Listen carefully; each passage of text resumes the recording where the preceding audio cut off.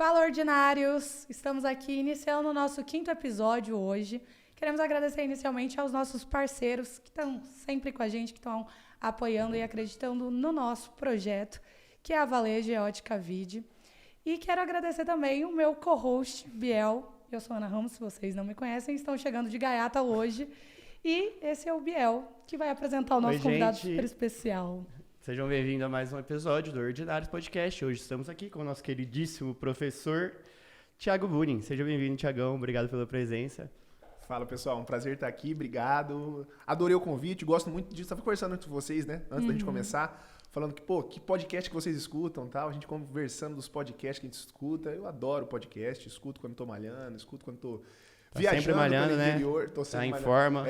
Hoje em dia, uma vez por semana. Então, eu escuto podcast uma vez por semana. Uma vez na semana sai alguma coisinha durante o treino. Uma vez por semana. Escuto quando estou viajando. Escuto sempre. Às vezes até... Eu almoço no escritório, né? Eu almoço na frente do computador trabalhando no escritório. Então, sempre escuto também um podcast, alguma coisa assim. Não vejo mais TV hoje, né? Acho que ninguém mais, né? Ninguém. A gente vive de YouTube e Spotify. Então, é um prazerzão estar aqui hoje. Netflix, séries.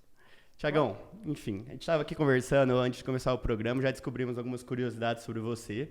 A gente vai chegar em todas as partes, gente. Da parte do pagode até a parte que ele nunca quis ser advogado. Vocês vão longe, hein? Vocês vão longe. Hoje o papo vai ser bom. A ideia mesmo é você ficar se ouvindo ali durante a esteira, uma coisinha um pouco mais profunda. Pra Entendi. Você mesmo A ideia lembrar. Nossa, não acredito que eu falei isso. Autoconstrangimento.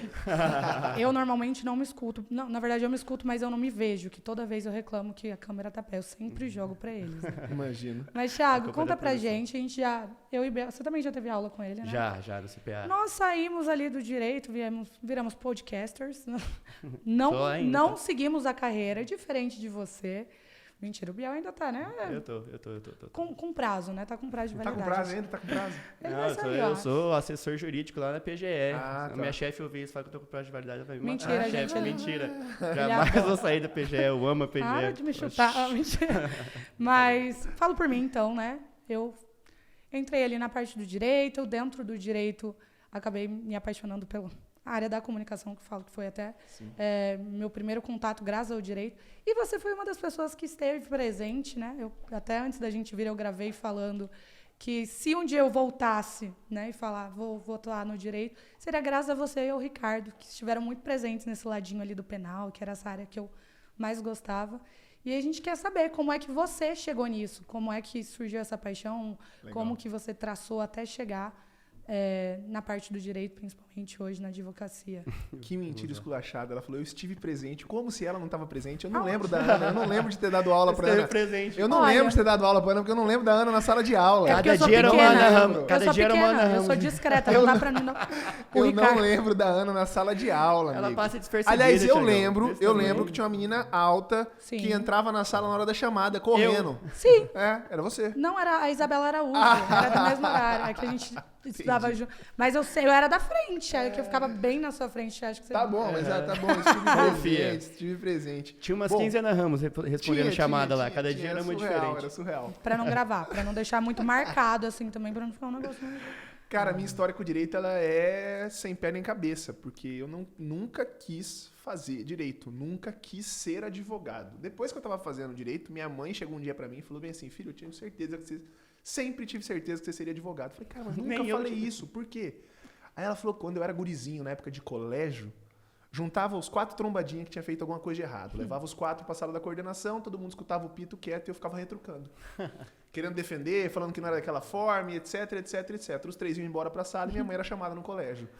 Então minha mãe falou, Thiago, você nunca aceitava um castigo sem perguntar um porquê, sem querer discutir, sem falar que não estava certo, etc. Aquilo me, sei lá, talvez ela não tenha percebido isso lá atrás, mas só percebeu também naquela época. Mas a minha história com o direito começa assim. Eu queria ser jornalista. Eu queria fazer jornalismo. Sempre, assim, no ensino médio, depois que começou-se a falar em vestibular, minha ideia sempre foi jornalismo. Uhum. E eu gostava daquela galera do jornalismo, os jornalistas que são mais cultos, tá? Os caras que não falam besteira. Hoje em dia eu vejo Neto, assim, da Band? O cara que confunde, o cara que não fala, o cara que sabe a diferença de furto pra roubo e que não fala assalto e que explica. A Globo tem aquele cara, um negro, o Evaristo, e ele sempre fez cobertura de Brasília. Eu achava massa aquela cobertura de política. Então eu tinha uma ideia assim, cara, quero fazer jornalismo, talvez fazer cobertura política. Uhum. E aí a ideia era fazer o direito pra somar ao curso de jornalismo. Pra falar bonito.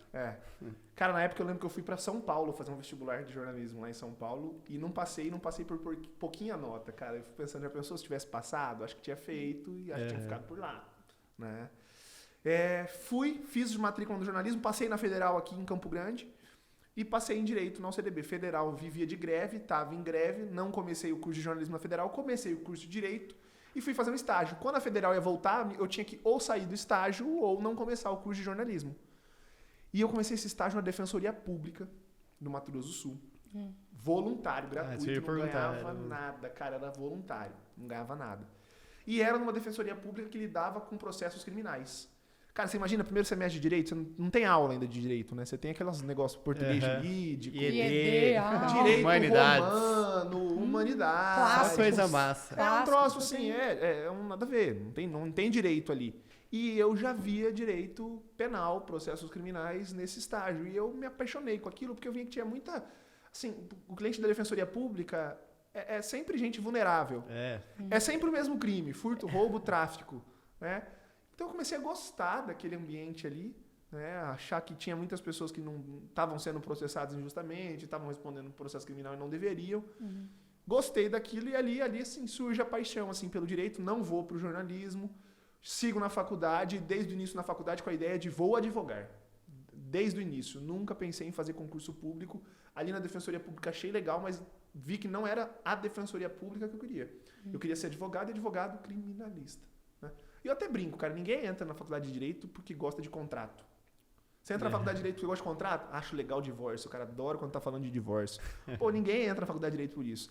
Todo mundo entra na faculdade de Direito porque, sei lá, ou porque não sabe o que fazer, ou quando começa a se interessar por alguma coisa na faculdade de Direito, é aquela ideia de penal, de filme policial, de filme de investigação, de filme de julgamento em tribunal e tal. Então, assim... Ninguém acorda e fala, hoje eu quero fazer um inventário. Tô maluco pra fazer um... Então, eu fui picadinho aí, lá no começo da faculdade, por conta disso aí. A Defensoria Pública, né, tem muita influência. Eu tenho vários amigos hoje na Defensoria Pública. E acho que foi isso que me fez continuar a seguir ali na Faculdade de Direito. E sempre querendo advogar, isso é muito doido. Na minha época de faculdade, não se fala assim, na minha época, não sou tão velho assim. Mas na minha época de faculdade era muito louco. Sei lá, uma sala de 45 alunos naquela época no UCDB. O professor perguntava quem queria fazer concurso público, 44 levantava a mão. Eu ficava só o idiota com a mão abaixada que queria advogar. E esse é um troço muito doido da carreira profissional, porque eu percebi que formavam-se poucos advogados querendo ser advogado. Então esse foi um troço que eu observei ali e falei, cara, a galera que acaba virando advogado, acaba virando a maioria porque não passou em concurso público. Então acaba virando um advogado frustrado, um cara que não construiu a carreira dele pensando em advogar. E eu construí a minha carreira, e desde o início que eu resolvi que eu queria advogar na faculdade, terceiro, quarto semestre, eu já tinha essa ideia, cara. Então comecei a me direcionar, ali eu já comecei a pensar no meu futuro profissional. Eu comecei a me direcionar para isso, né? Quero dar aula, quero advogar. Tanto que eu lembro que eu formei em dezembro e em fevereiro eu estava na sala de aula substituindo o professor dando aula. Eu tinha 3 meses de formado. Então, assim, acho que isso fez diferença na minha carreira, assim, já na faculdade começar. A galera se acorda normalmente depois que formou, né? Então eu ali no terceiro, quarto semestre já tinha essa ideia. Isso aí foi. Em minha defesa, agora você falou, você foi meu professor substituto. Você substituía Ricardo Pereira. Então, assim, eu tenho meus motivos ali, não foi assim? Foi isso. Ela que era aluna substituta. Mas era uma substituição longa. O professor estava no Canadá fazendo um doutorado, a prova quem dava era eu. Você ficou só 2 semestres lá. Só isso. A prova quem fazia era eu, a chamada quem fazia era eu, mas não, ela mas não o 10 era você que me dava também. Aí ficou marcado por conta disso. Mas e essa parte de dar aula? Foi uma coisa que também você notou no começo ou foi algo que você desenvolveu? Porque, assim, eu... pelo menos pelo meu método de aprendizado, eu sou uma pessoa que aprende falando. Eu aprendo ensinando, eu aprendo... Às vezes eu posso até não ter autoridade sobre alguma coisa, mas se eu li o básico ali, na hora que eu tô falando, eu começo a entender que realmente, putz, eu tenho conhecimento sobre esse assunto. Se você descobriu isso enquanto você estava na faculdade, ou foi realmente um chamado, vem aqui me substituir, no primeiro dia você chegou lá e falou, putz, gostei, é isso que eu quero. Uma das coisas que me encantou na faculdade, acho que vocês tiveram isso também, é que aqui a gente tem uma cultura, né, na faculdade, principalmente na que a gente estudou, todo mundo estudou no UFDB aqui, né? Todos. Dos tribunais de argumentação, né, que é assim, para quem não é do direito, né, são júris, julgamentos, igual aqueles que a gente vê em filme americano, simulados, né, de fatos que não são reais. E aquilo me encantou. Só que tem uma coisinha antes disso. Eu estudei no Dom Bosco. E no ensino médio do Dom Bosco, eu fui do teatro do Dom Bosco.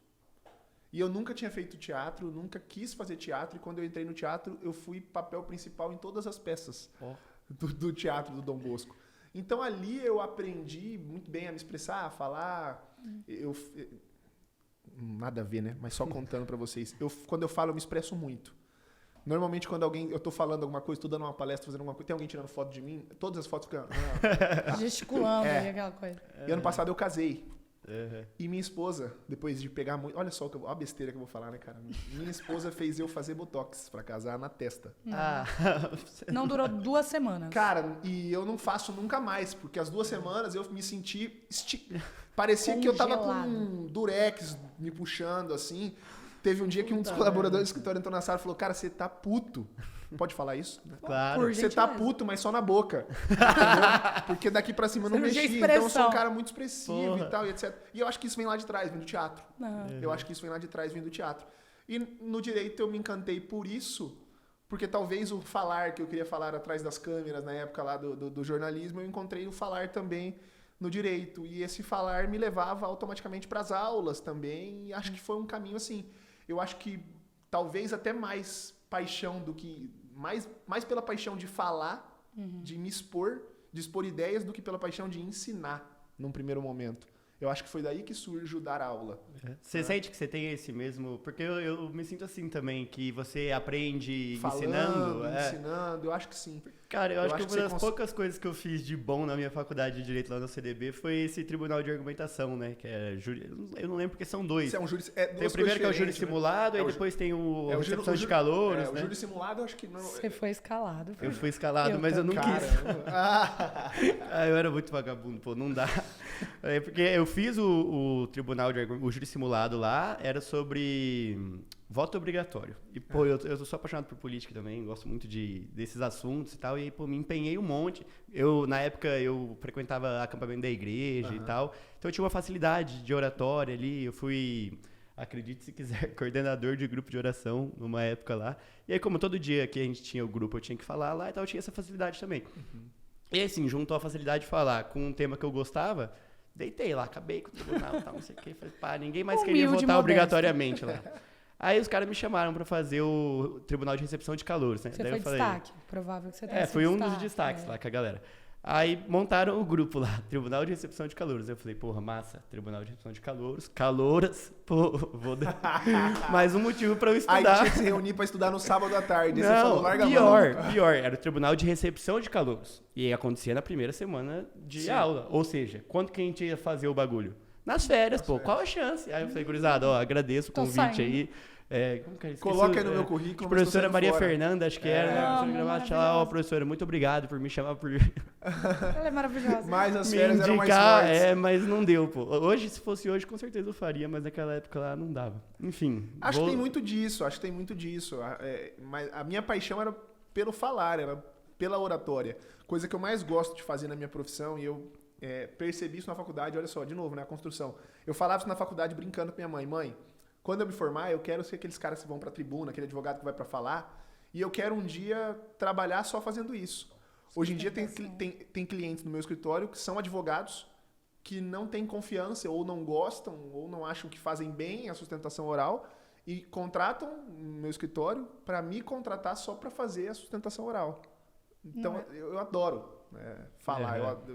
E aí me perguntam, né? Pô, e júri? Você gosta de fazer júri? Cara, júri, olha só que loucura. Eu gosto de júri, mas não é o que eu mais gosto na advocacia criminal. Eu acho que júri dá muito trabalho, cara.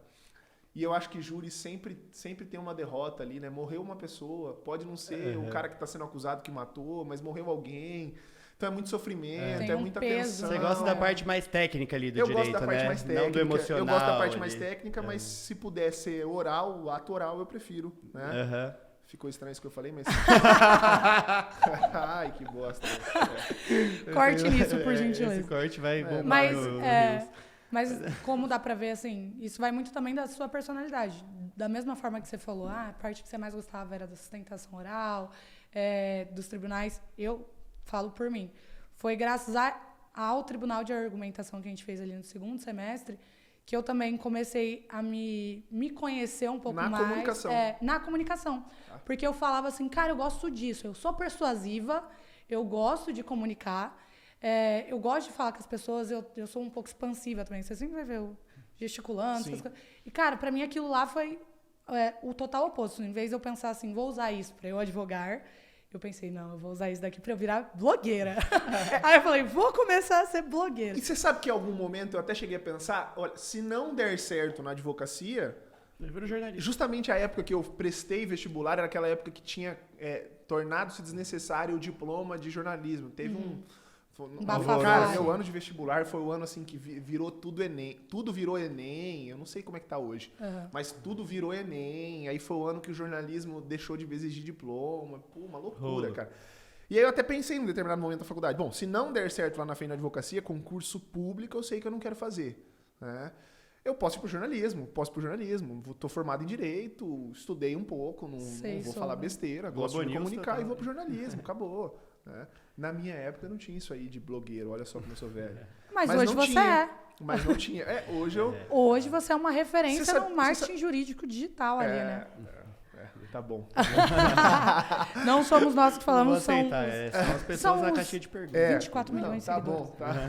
Tá bom. Não, e não tinha essa época, não tinha. Talvez se tivesse, eu tinha pensado em começar a fazer isso já na faculdade. Porque, como eu falei pra vocês, eu tinha muitos negócios de, cara, já vou começar a construir daqui. Então, talvez eu tinha feito.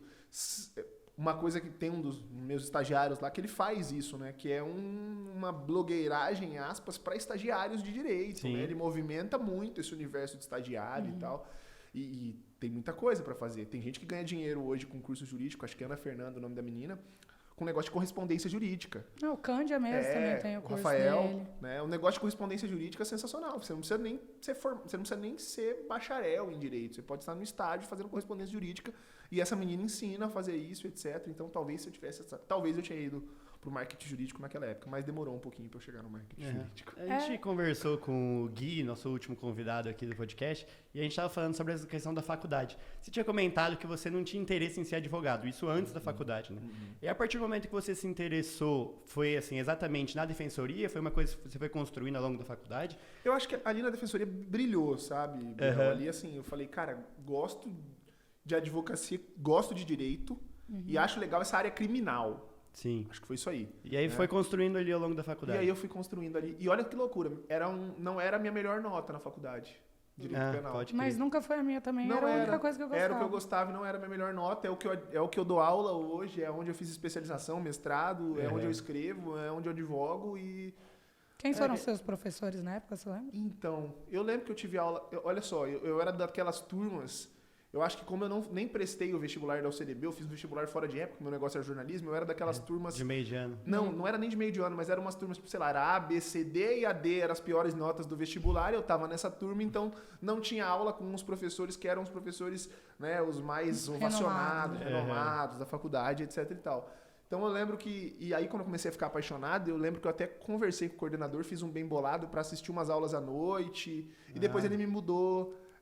de turma. Eu lembro que eu gostava muito de política, e à noite quem dava constitucional era o Benhur, e o Benhur... eu amo! Né, o Benhur é um político aqui do estado, né, foi vereador, depois foi deputado federal, eu ia à noite para assistir a aula do Benhur, meu professor de constitucional, nem lembro quem que era de manhã, então assim, eu fui mudando de sala, então assim, eu não me apaixonei pelo direito penal, acho que pelos professores. Eu me apaixonei por trabalhar nessa área aí. Legal. Porque você falou até, né, assim, que muita gente sai cru da faculdade de Direito, as pessoas vão se descobrindo ali, então, eu acho que esses cursos maiores, assim, engenharia, medicina, direito, são muitas áreas, né, e hoje você vê a engenharia já é dividida, a medicina, apesar de não ser dividida na faculdade, já é dividida nas especializações lá e tal, né. Sim, eles têm residência depois. E direito não, você vai lá, você estuda tudo, os caras jogam um monte de matéria em você, você faz a OAB, às vezes você passa na OAB numa matéria que nem é que você quer. E aí, às vezes, a faculdade não dá esse norte, né? Você fica meio perdido ali, não sabe o que você vai fazer, não sei pra onde que eu vou. É muito livro, teoria, e o cara chega na hora, na prática, como que vai... Tudo diferente. Até hoje em dia, assim, né? Eu, cada dia mais, me afasto da faculdade, de dar aula na faculdade. Sim. Muito por conta disso. Mas, esses dias eu parei e pensei que ia pedir pra sair, pra não dar aula mais na universidade a partir do semestre que vem. Mas eu pensei, cara, vou continuar dando aula, mas vou continuar dando aula desse jeito que eu estou dando aula. Eu dou aula hoje em dia de forma prática para os alunos. Né? Eu chego na sala de aula, sei lá, com uma sentença de um processo e eu vou explicar o tema da aula em cima daquela sentença daquele processo. E, poxa, o feedback dos alunos é 100% positivo. Melhor, porque eles falam, professor, o professor que dá aula de Direito Civil chega aqui para dar aula de contrato, mas ele nunca trouxe um contrato para a gente ver. Ele vem falar de propriedade, mas a gente nunca viu um título de uma propriedade. Como é que é um registro de um imóvel num cartório? E, pô, você está dando aula falando, sei lá, de prisão e você vem mostrar uma sentença que prendeu o cara. Então, eu dou aula assim hoje em dia. Né? Não te sabotaram ainda, porque tem a prática de processo penal, tem aquelas aulas práticas. Mas e aí eu já falei assim, e assim, hoje em dia, na faculdade onde eu dou aula, eu já falei, olha, eu dou aula desse jeito, se quiserem é assim, se não quiserem, tá saindo, né? Mas até porque, querendo ou não, não só no direito, mas acho que pós-faculdade, todo mundo realmente aprende mais no campo, né? Na prática. Totalmente. Você saiu e já teve essa iniciativa de abrir o seu próprio escritório, ou você trabalhou para alguém, trabalhou em algum lugar? Então, depois desse estágio na Defensoria Pública, eu passei em alguns escritórios de advocacia, nem todos eram da área criminal, mas eu tive a sorte de trabalhar num escritório que tinha um pouquinho de processo criminal, eu mexi com isso. Aí eu fiz um concurso, fui do Ministério Público, etc. Aí, como estagiário, né?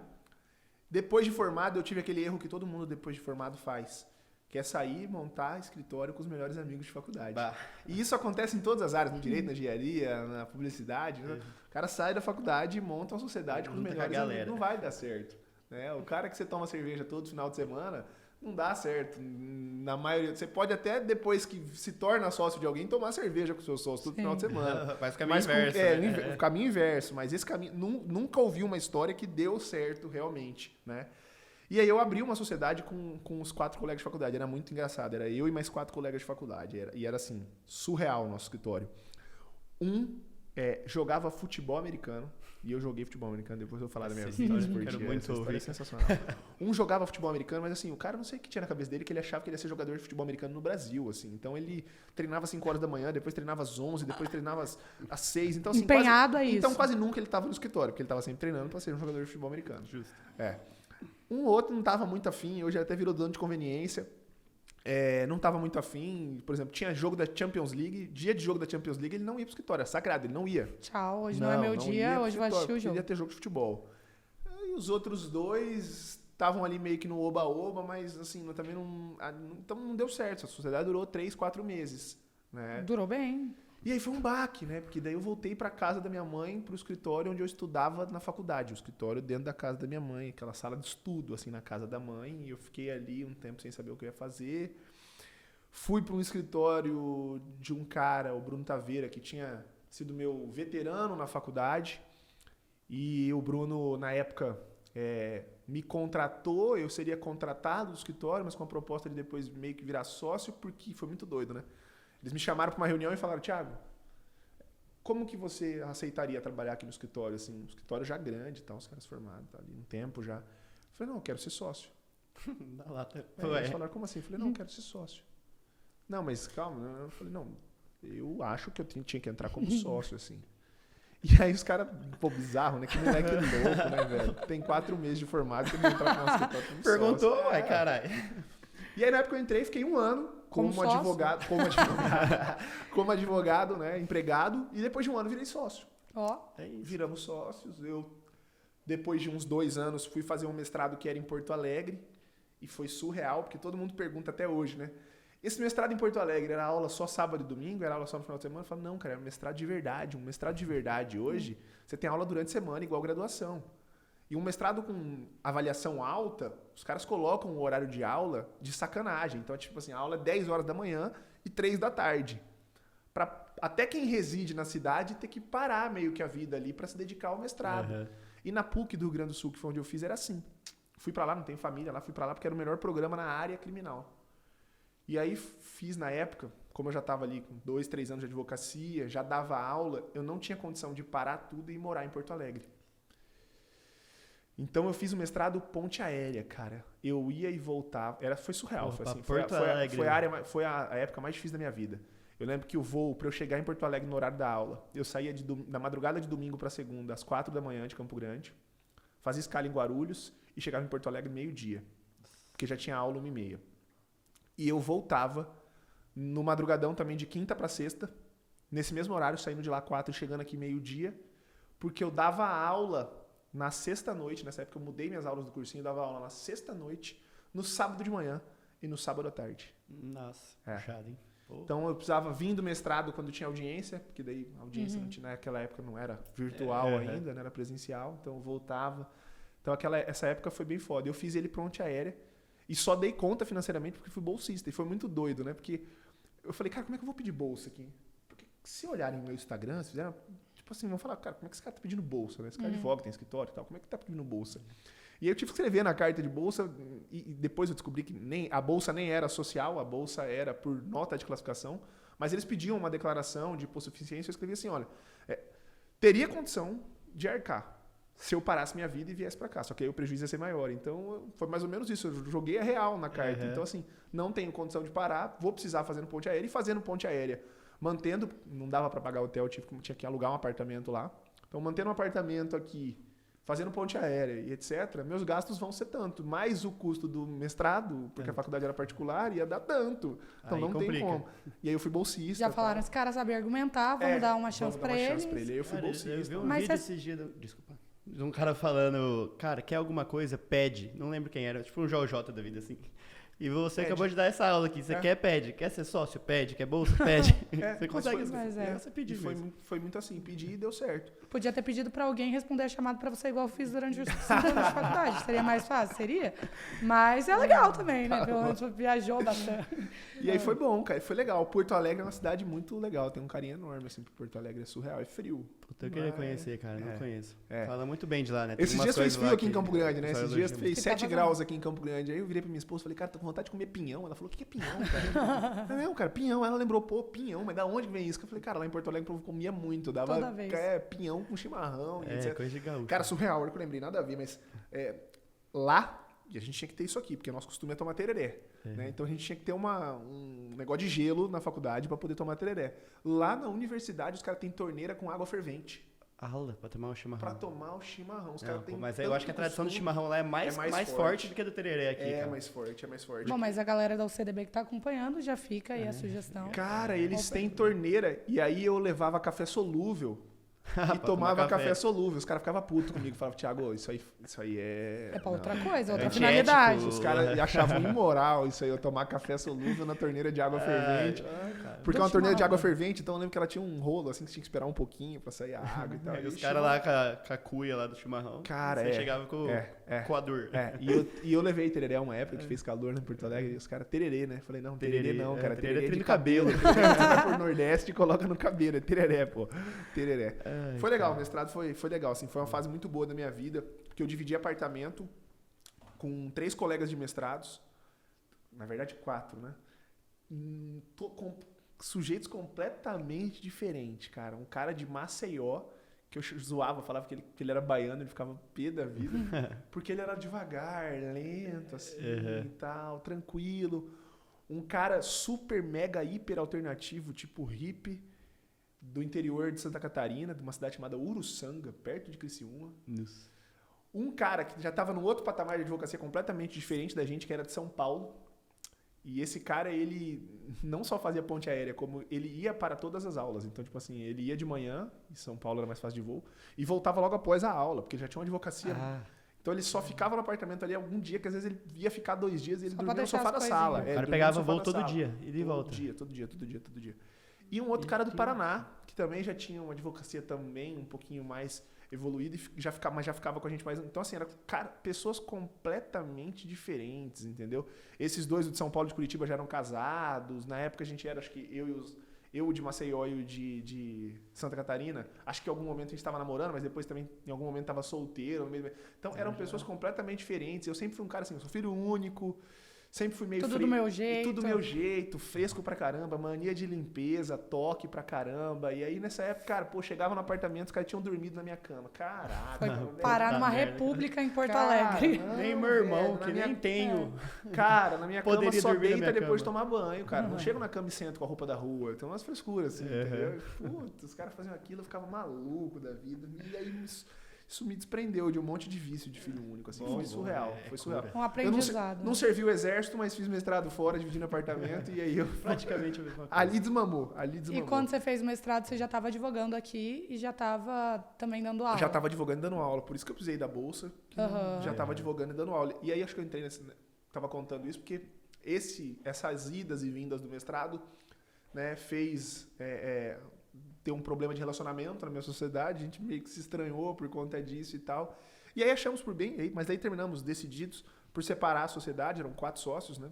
Esses que eu falei que queria ser sócio desde o começo, era um casal, marido e esposa, o Bruno Taveira, que eu comentei aqui, e aí a gente saiu, eu abri um escritório e a partir dali decidi que seria só advocacia criminal. Porque eu ainda fazia um pouquinho de tudo ali, sempre, óbvio, dando aula de direito penal, querendo mexer só com a advocacia criminal, mas ainda fazia um pouquinho de tudo. E aí, quando saí dali, já saí decidido que seria só um escritório de advocacia criminal, que a partir daquele momento no meu escritório não entraria mais nada que não fosse processos criminais. Isso foi nós estamos em 2022? Isso foi em 2017, acho. Ah, não faz tanto tempo mesmo. Não, Até que você não é tão velho, né? Eu ia fazer mais comentário.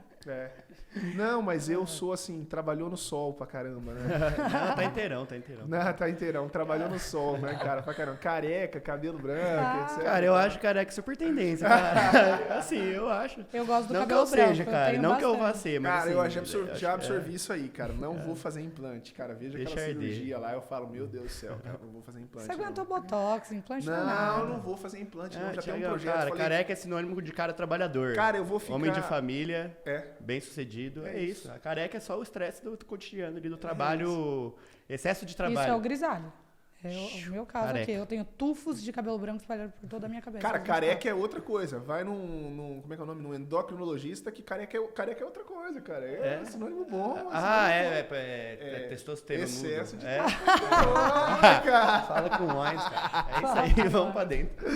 Ai, bom Agora, demais. voltando essa parte descontraída até, né, que a gente estava falando aqui, a gente ficou sabendo alguns essa é boa minutos antes que você não era só mais um advogado, mas não, você teve também um histórico Essa é anterior a a prova isso. que vocês são novinhos, cara. Essa é a prova que vocês são novinhos. Cara, vocês essa é não a sabem. prova, porque Top Samba vive até hoje. Vive até hoje. Mas você tava lá no início de tudo. Você, Thiago Bunin era um pagodeiro do Top Tem vezes que o Samba. pessoal pergunta pra mim, você tocava pagode? Eu falo, cara, tem um irmão gêmeo, Lucas.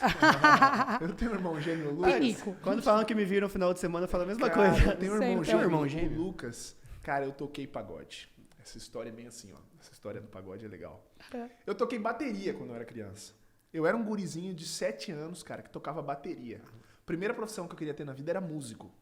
Tocava bateria. Eu lembro que eu comecei a fazer aula de bateria, pedi uma bateria pro Papai Noel e o Papai Noel me deu uma timba. Vocês nem devem saber o que é timba. Você deve, porque você tem irmãos músicos.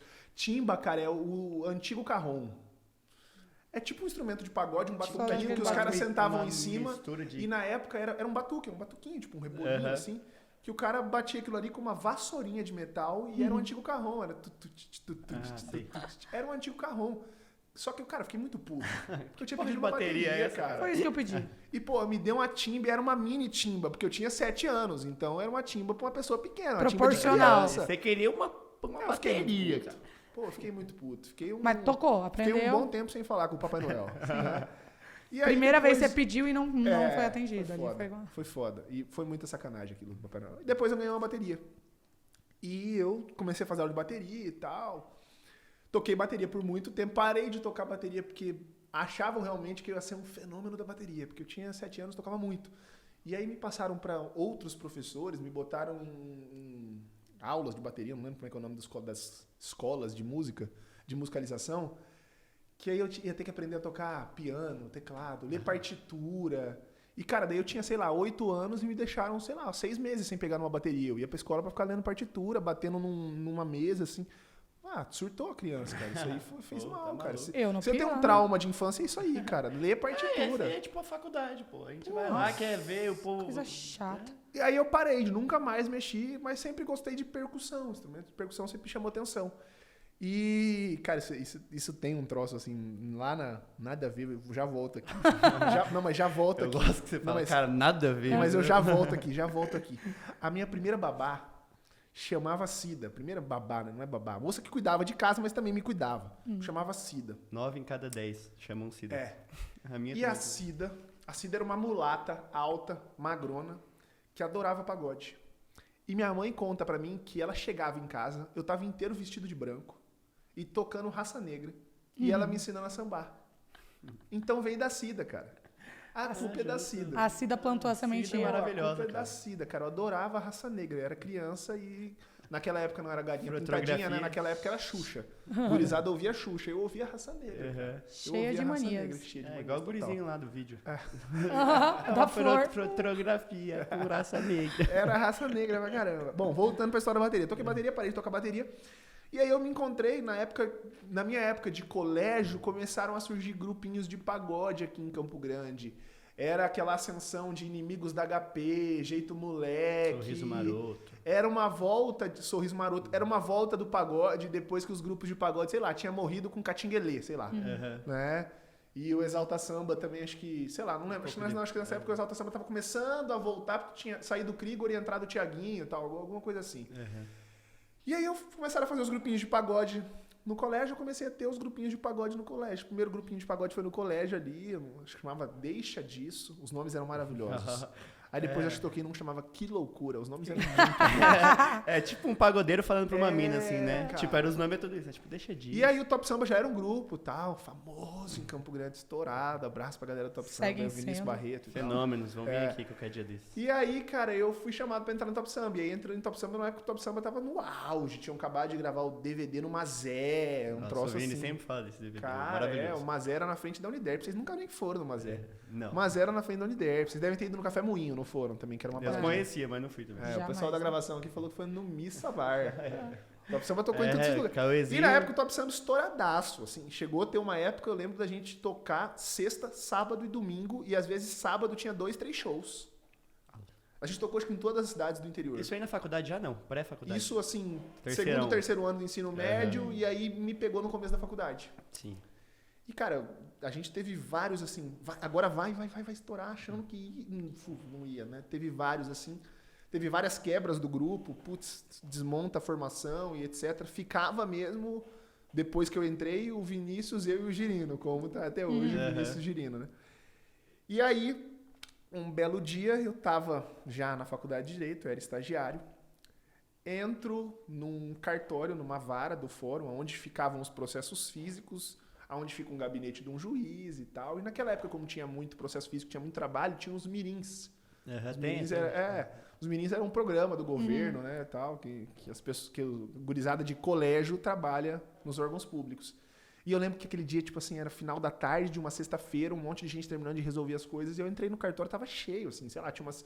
Isso era cheio, porque o processo era físico, era o único jeito de você ver o processo, era indo até o fórum para ver o processo. Isso é muito louco hoje em dia, né? E aí eu entrei, sei lá, tinha, 5 advogados, uma pá de estagiário e o pessoal que trabalhava lá. E aí uma mirim, na hora que veio me atender, falou alto pra caralho. Falou, você não toca no Top Samba? Cara, todo mundo me olhou assim, cara, galera do direito, né? Podre eterno lá, terno novo, gravatado. gravatinha. Top o quê? Top Samba? E Jamais. todo mundo me olhou assim, me recriminando, cara. E aí eu falei, não. Falei, não toque. Ela ficou sem graça, acho que ela achou que ela tinha confundido. É meu irmão gêmeo, Lucas. E aí eu voltei pra trás, era uma sexta-feira, eu toquei mais aquele final de semana, e no domingo. E aí eu já tava, sei lá, 3º, 4º semestre de faculdade, eu já tinha. Sim. Né, naquela época que eu já tava gostando da faculdade, estudando e tal, e já tava percebendo que aquilo. Às vezes domingo. Às vezes domingo a gente tocava domingo à noite. No missa inclusive, viu, galera da produção? No missa a gente tocava domingo à noite. E, pô, tocava domingo à noite, segunda de manhã, às vezes tinha prova. E, cara, isso pro nerd, eu era o nerd na faculdade, isso pro nerd é foda, cara. Eu tava no pagode domingo à noite, ia ter prova segunda, eu ficava mordido. Foda. Choices. E aí eu... Jamais faria uma coisa dessa. Não combina com você. E aí eu pedi pra sair, cara. Pedi pra sair do grupo e ali acaba a minha história no pagode. Mas até hoje, cara, se eu vou em um lugar que o Top Samba tá tocando, não dou conta. Ninguém me segura. Eu subo no palco, pego alguma coisa e... Cara, você contou uma história. Eu fui humilhada dessa forma também, assim, humilhada. Pelo próprio Top Samba, o Alex, gente, quase me matou. Eu fui líder dele no acampamento. Aí tava lá, oi, tudo bem? Prazer, Ana. Ah, prazer, não sei o quê. Aí ele foi se apresentar. Eu, Alex, não sei o quê. Bom, mas você eu já conheço. Você é a Ana do Baguncinho. Olhei pra eu lá no meu... Gente, pelo amor de Deus. Ana do Baguncinha. Ana do Baguncinha, Ana do cara. Baguncinha no meio da galera da Puta, igreja. eu Cara, estudei é uma- tipo eu, o cara do Top Samba no meio do negócio do jeito. Mas se eu for pior. Porra. Imagina o que o padre pensa, é a Ana do Cara. Baguncinha. Pô, o Aí padre eu olhei pensa... pra ele E falei, o Gui falando "Oi?" pra você semana passada. Não, porque a partir de um tempo, eu sou conhecido hoje como Gui da Gama. Você vai ser conhecida como a Ana da Pextra. Ela é conhecida como a Ana do Do Baguncinha. Baguncinha. Ana do Baguncinha. Na verdade, ele até chegou pra mim aqui aquele dia, ele... então, eu já conhecia você por causa do TikTok, né? De um vídeo seu que viralizou de um barraco. Ah, esse Não. vídeo é bom, já vi ele É também. bom, né? Esse Eu vídeo é Ana bom, Ramos, o cara. TikTok é o pagode da sua vida, Cara, entendeu? o Você vai ter que pagode. dissociar o TikTok. Mas, Você tava lá? gente, sempre tem alguma coisa assim Ai, nesse cara. sentido. Mas, e aí você nunca mais quis se envolver? Ficou assim, com vergonha, cara, igual eu- eu. Nunca mais pisei num baguncinha depois naquela disso. época Confia. foi até um troço assim, né?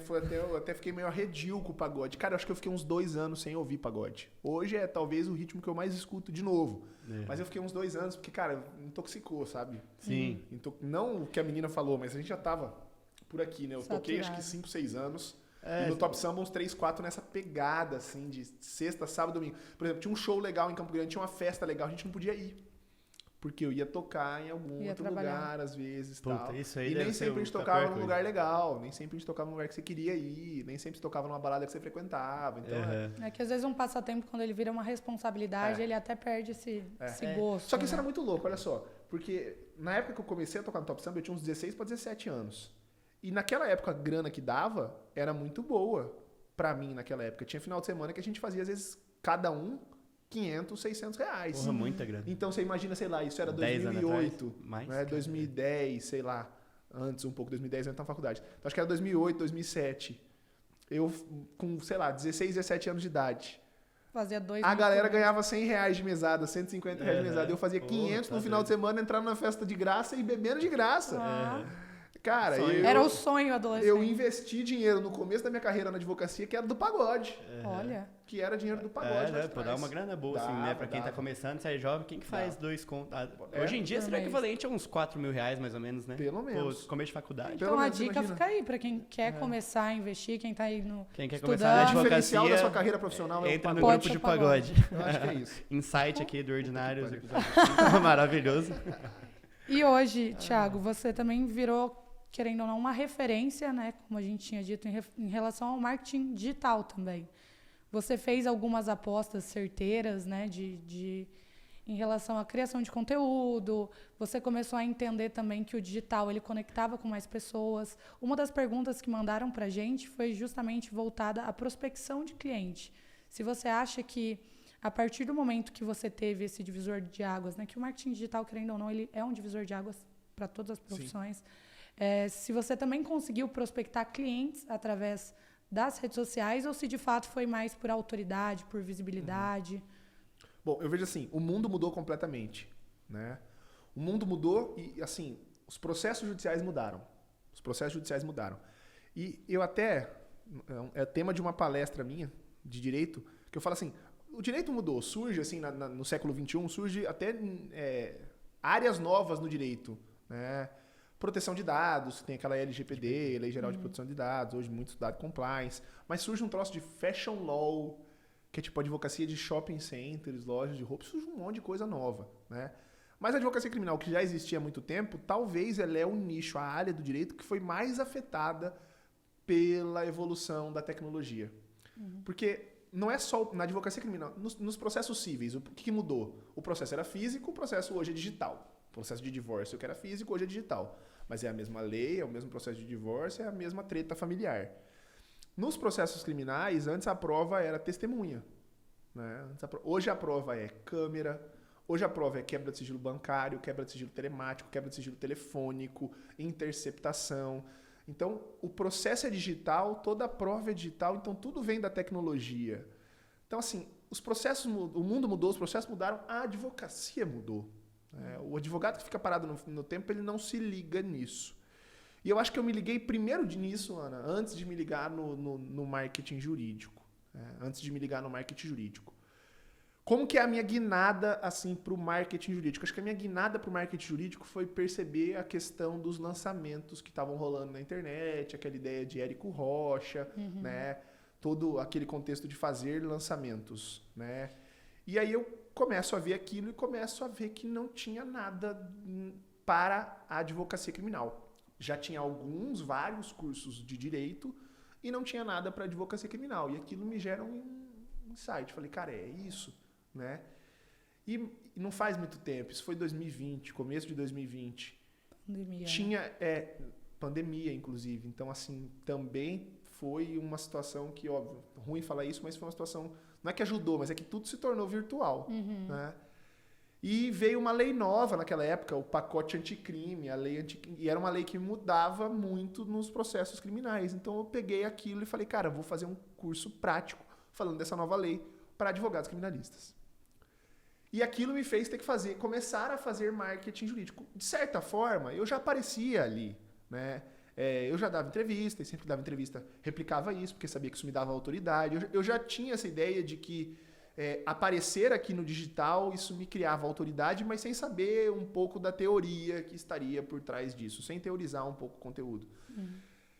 E estudando de lançamento, fazendo um primeiro lançamento para vender um curso jurídico, aí eu comecei a entender né, o que é público, o que é nicho, o que é captar lead, o que é lead qualificada, o que é lead desqualificada. Aí eu comecei a entender um pouquinho disso, o que é conversão. Óbvio, eu sou muito mais expert do que o cara que mexe, que está por trás do lançamento. Mas entrei nisso. E percebi que isso, óbvio, meus alunos são advogados. Os alunos são advogados. E quando o cara tem algum processo que ele acha que ele não dá conta ainda no escritório dele, quem que ele procura para fazer uma parceria ou até para passar esse caso? É o professor que ensinou para ele na prática isso, que sou eu.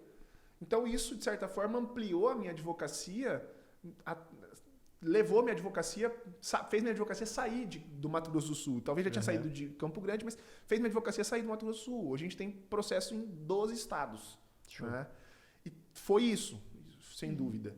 E aí eu comecei a entender um pouco disso e fui surfar na onda do digital, fui surfar na onda do marketing jurídico.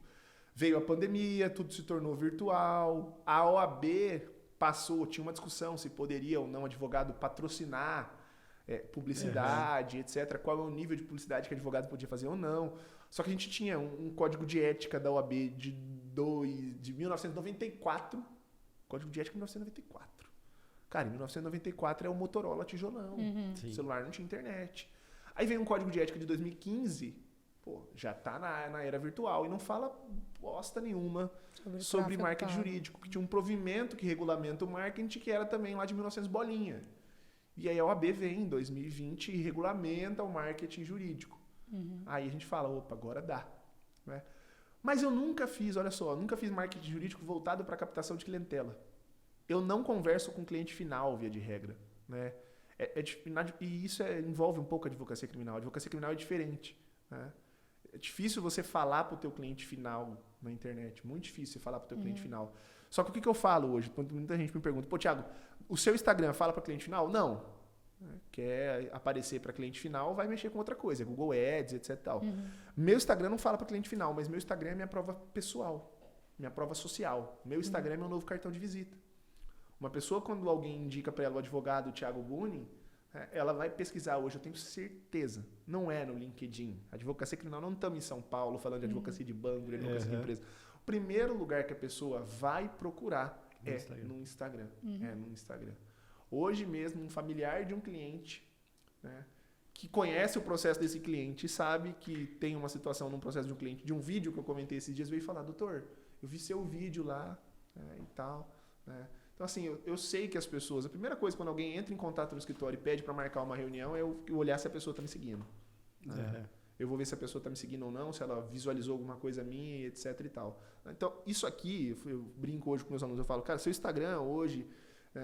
eu acho que o Instagram é a principal, mas é o teu portfólio. É onde a pessoa vai olhar se você realmente trabalha. Então, é importante você mostrar a tua rotina. É importante você... comemorar tuas vitórias, é importante você mostrar a estrutura do teu escritório. Você é igual a Boca Rosa, Thiago? Eu tava falando aqui antes, né? Tem a cronologia lá. Ela postou a cronologia. Cara, eu tenho uma métrica assim quando a gente está em época de lançamento. Quando eu tô em época de lançamento, aí vou falar que eu tenho um cronogramazinho tudo pensado. Não tem como, pô. Mas no dia a dia eu vou soltando. E, cara, hoje mesmo, primeira coisa do dia, 9 horas da manhã, eu tava no presídio, né? E aí, na hora que eu tava saindo do presídio, eu falei, puta, esqueci de tirar uma foto na frente do presídio, assim. Importante você mostrar trabalhando, né? Daí o Jefferson que trabalha comigo, eu só puta, Thiago, para, cara, tem que tirar foto de tudo. Quem não faz, assim, não entende, né? Não entende. Mas chega muito. O cliente final me procura pelo Instagram? Via de regra, não. Não vou falar que não aconteceu. Aconteceu. Mas é porque eu não faço esse tipo de advocacia. E aí até digo, né, o pessoal do marketing jurídico vai ficar meio doido comigo. Pro tipo de advocacia criminal que eu faço hoje, nem Google Ads é funcional, funciona muito. Né? Os caras falam, não, tem sim cliente de ticket alto. Tem, mas tem um piso, um ticket alto. E não é um ticket alto. Talvez seja um ticket alto para quem esteja começando. É um ticket médio-baixo. É um bom ticket. Não vou falar que eu não tenho cliente no meu escritório pelo ticket mais alto que o cara consegue na advocacia criminal no Google Ads. Mas isso chega de outra forma, não seria né? Só no Google Ads. E aí, para eu alimentar o Google Ads da forma, alguém dando suporte de atender o tanto de demanda que ia chegar, para mim hoje não compensaria. Mas para quem está começando, velho, sensacional. É o segredo. Né? É porque, assim, querendo ou não, como você também teve essa questão de dar aulas, etc., você teve um network muito grande ali. As pessoas sempre te olharam como referência, você sempre foi visto. Pô, meu professor, quem é ele? O Thiago Buni, e a autoridade também, né? Isso gera muita questão da autoridade. E nas redes sociais, falando hoje voltado para o Instagram, você vê que a sua criação de conteúdo, de fato, ela é mais sobre validação, né? Então, ela valida tudo que você sabe. Sim. Ela é o inbound marketing, que é você ensinando alguém. Você não está ali no onbound, que é quando você está jogando mesmo para procurar cliente, para prospectar cliente. Não, seu conteúdo é voltado para quem me seguir vai aprender algo comigo. Eu vou estar mostrando algo, vou estar mostrando a minha rotina. E isso gera uma conexão muito grande, que entra bem nesse gatilho que você falou, que é da prova social. Então, hoje, às vezes, mesmo que sua linguagem, seu tipo de conteúdo não seja voltado para o B2C, quando, acredito eu, né, quando um cliente procura e tem uma opção entre advogado A e advogado B, e o advogado A é extremamente presente nas redes sociais, e o advogado B é um dinossauro ultrapassado que não tem nada, hoje a escolha, ela, querendo ou não, ela é voltada para isso. Por exemplo, ontem eu trabalhei até 2 horas da manhã. E eu postei uma foto de eu terminando de trabalhar às 2 da manhã, num domingo, fechando meu computador e etc. Né? O teu cliente está vendo isso. A pessoa que está propícia a te contratar ou está te rodeando ali para te contratar, está vendo isso. Né? Na hora que você falar o preço dos teus honorários, que o cara achar que é caro, ele vai lembrar que você trabalha até 2 horas da manhã. Tem um motivo para ser caro. Tem um motivo né, para ser caro. Então, isso é assim, excepcional. É importantíssimo. E é muito doido também, porque o limite é muito tênue. Então, eu também tenho que saber dosar muito. Sim, para não ficar aquele negócio hoje em dia, né, a advocacia criminal que eu faço, às vezes advogo para pessoas que ninguém nunca imaginou e sonha que responde a um processo criminal. Um médico, um proprietário rural. Cite nomes. Não, vamos colocar nomes. Um médico, um proprietário rural, um político, um grande empresário, etc. Né? Então, assim, a pessoa não imagina aquilo. Então, eu também tenho que ter uma cautela, um tipo de cautela. Eu não posso também ser um periquitão na rede social, assim, um advogado. Porque demais também enjoa, né? O povo fala assim, calma. Eu não posso fazer os suítes. Eu não posso fazer o tipo suits na minha rede social. Você tem um jeito do Harvey, assim. Não posso. Dá o celular pro estagiário, me filma entrando no escritório aí. Caramba, aí câmera lenta. Perfuminho. Gostei de você não de roteirista, faço. Gabriel. Por exemplo, muito doido. Ninguém sabe o carro que eu tenho. Ninguém sabe. Não quero que saiba mesmo. Ninguém sabe o carro que não tem vídeo de carro. Eu sei, vou passar a placa pra vocês. Eu via bastante no evidente. Não tem vídeo de carro, não tem essa pegada. Então, assim, tem que ter um lado mais comedido também pelo perfil de cliente. Então, eu tento mostrar, assim, que dá para você estar num nicho de cliente de alto ticket, fazer marketing jurídico como prova social para esses clientes e para outros clientes. Uma coisa muito louca, que às vezes acontece lá no escritório. Às vezes alguém fecha um contrato e eu sei que aquela pessoa, às vezes, ela não teria condição de estar pagando aquilo que ela está pagando no contrato. Mas porque ela acredita no... E eu trato mesmo assim, como um produto, o que eu estou vendendo ali, o meu serviço. A forma que eu apresento isso para ela e o que eu mostro estrategicamente de tudo que eu vou construir naquele processo criminal ela se vira, ela vende um carro, ela pede dinheiro parcela pra ali, alguém, Casas ela Bahia. parcela, mas ela fecha, né? O contrato. Isso é, assim, acho que é o momento mais difícil da advocacia criminal, né? Porque os outros a gente aprende na faculdade, os outros a gente aprende na prática, esse a gente, ninguém... É uma das coisas que mais me pedem palestra, eu vou dar uma palestra em Brasília agora num evento que só vai estar o sabichão lá para falar de honorários, porque ninguém fala. Porque é um momento muito difícil na advocacia criminal. Delicado. Vai precificar a liberdade da pessoa. Esse é o problema, entendeu? O cara chega no teu escritório com um processo que, sei lá, alguém invadiu o imóvel dele. Pô, alguém invadiu o imóvel dele. É difícil, não é um momento legal, mas você sabe que no final daquele processo essa pessoa, inclusive, vai ter que indenizar e ele vai receber um dinheiro. Cara, o cara chega no meu escritório em vias de ser preso, a família de alguém que foi preso, e o máximo que eu posso conseguir no final do processo é voltar à liberdade dele, que é o jeito que todo mundo nasce e sempre viveu. Então, assim, é um momento muito sensível. E por um tempo, quando eu não tinha uma estratégia de atendimento, de precificação e etc., eu chegava na reunião, começava a ouvir a família, começava a ouvir a pessoa. Pro bono.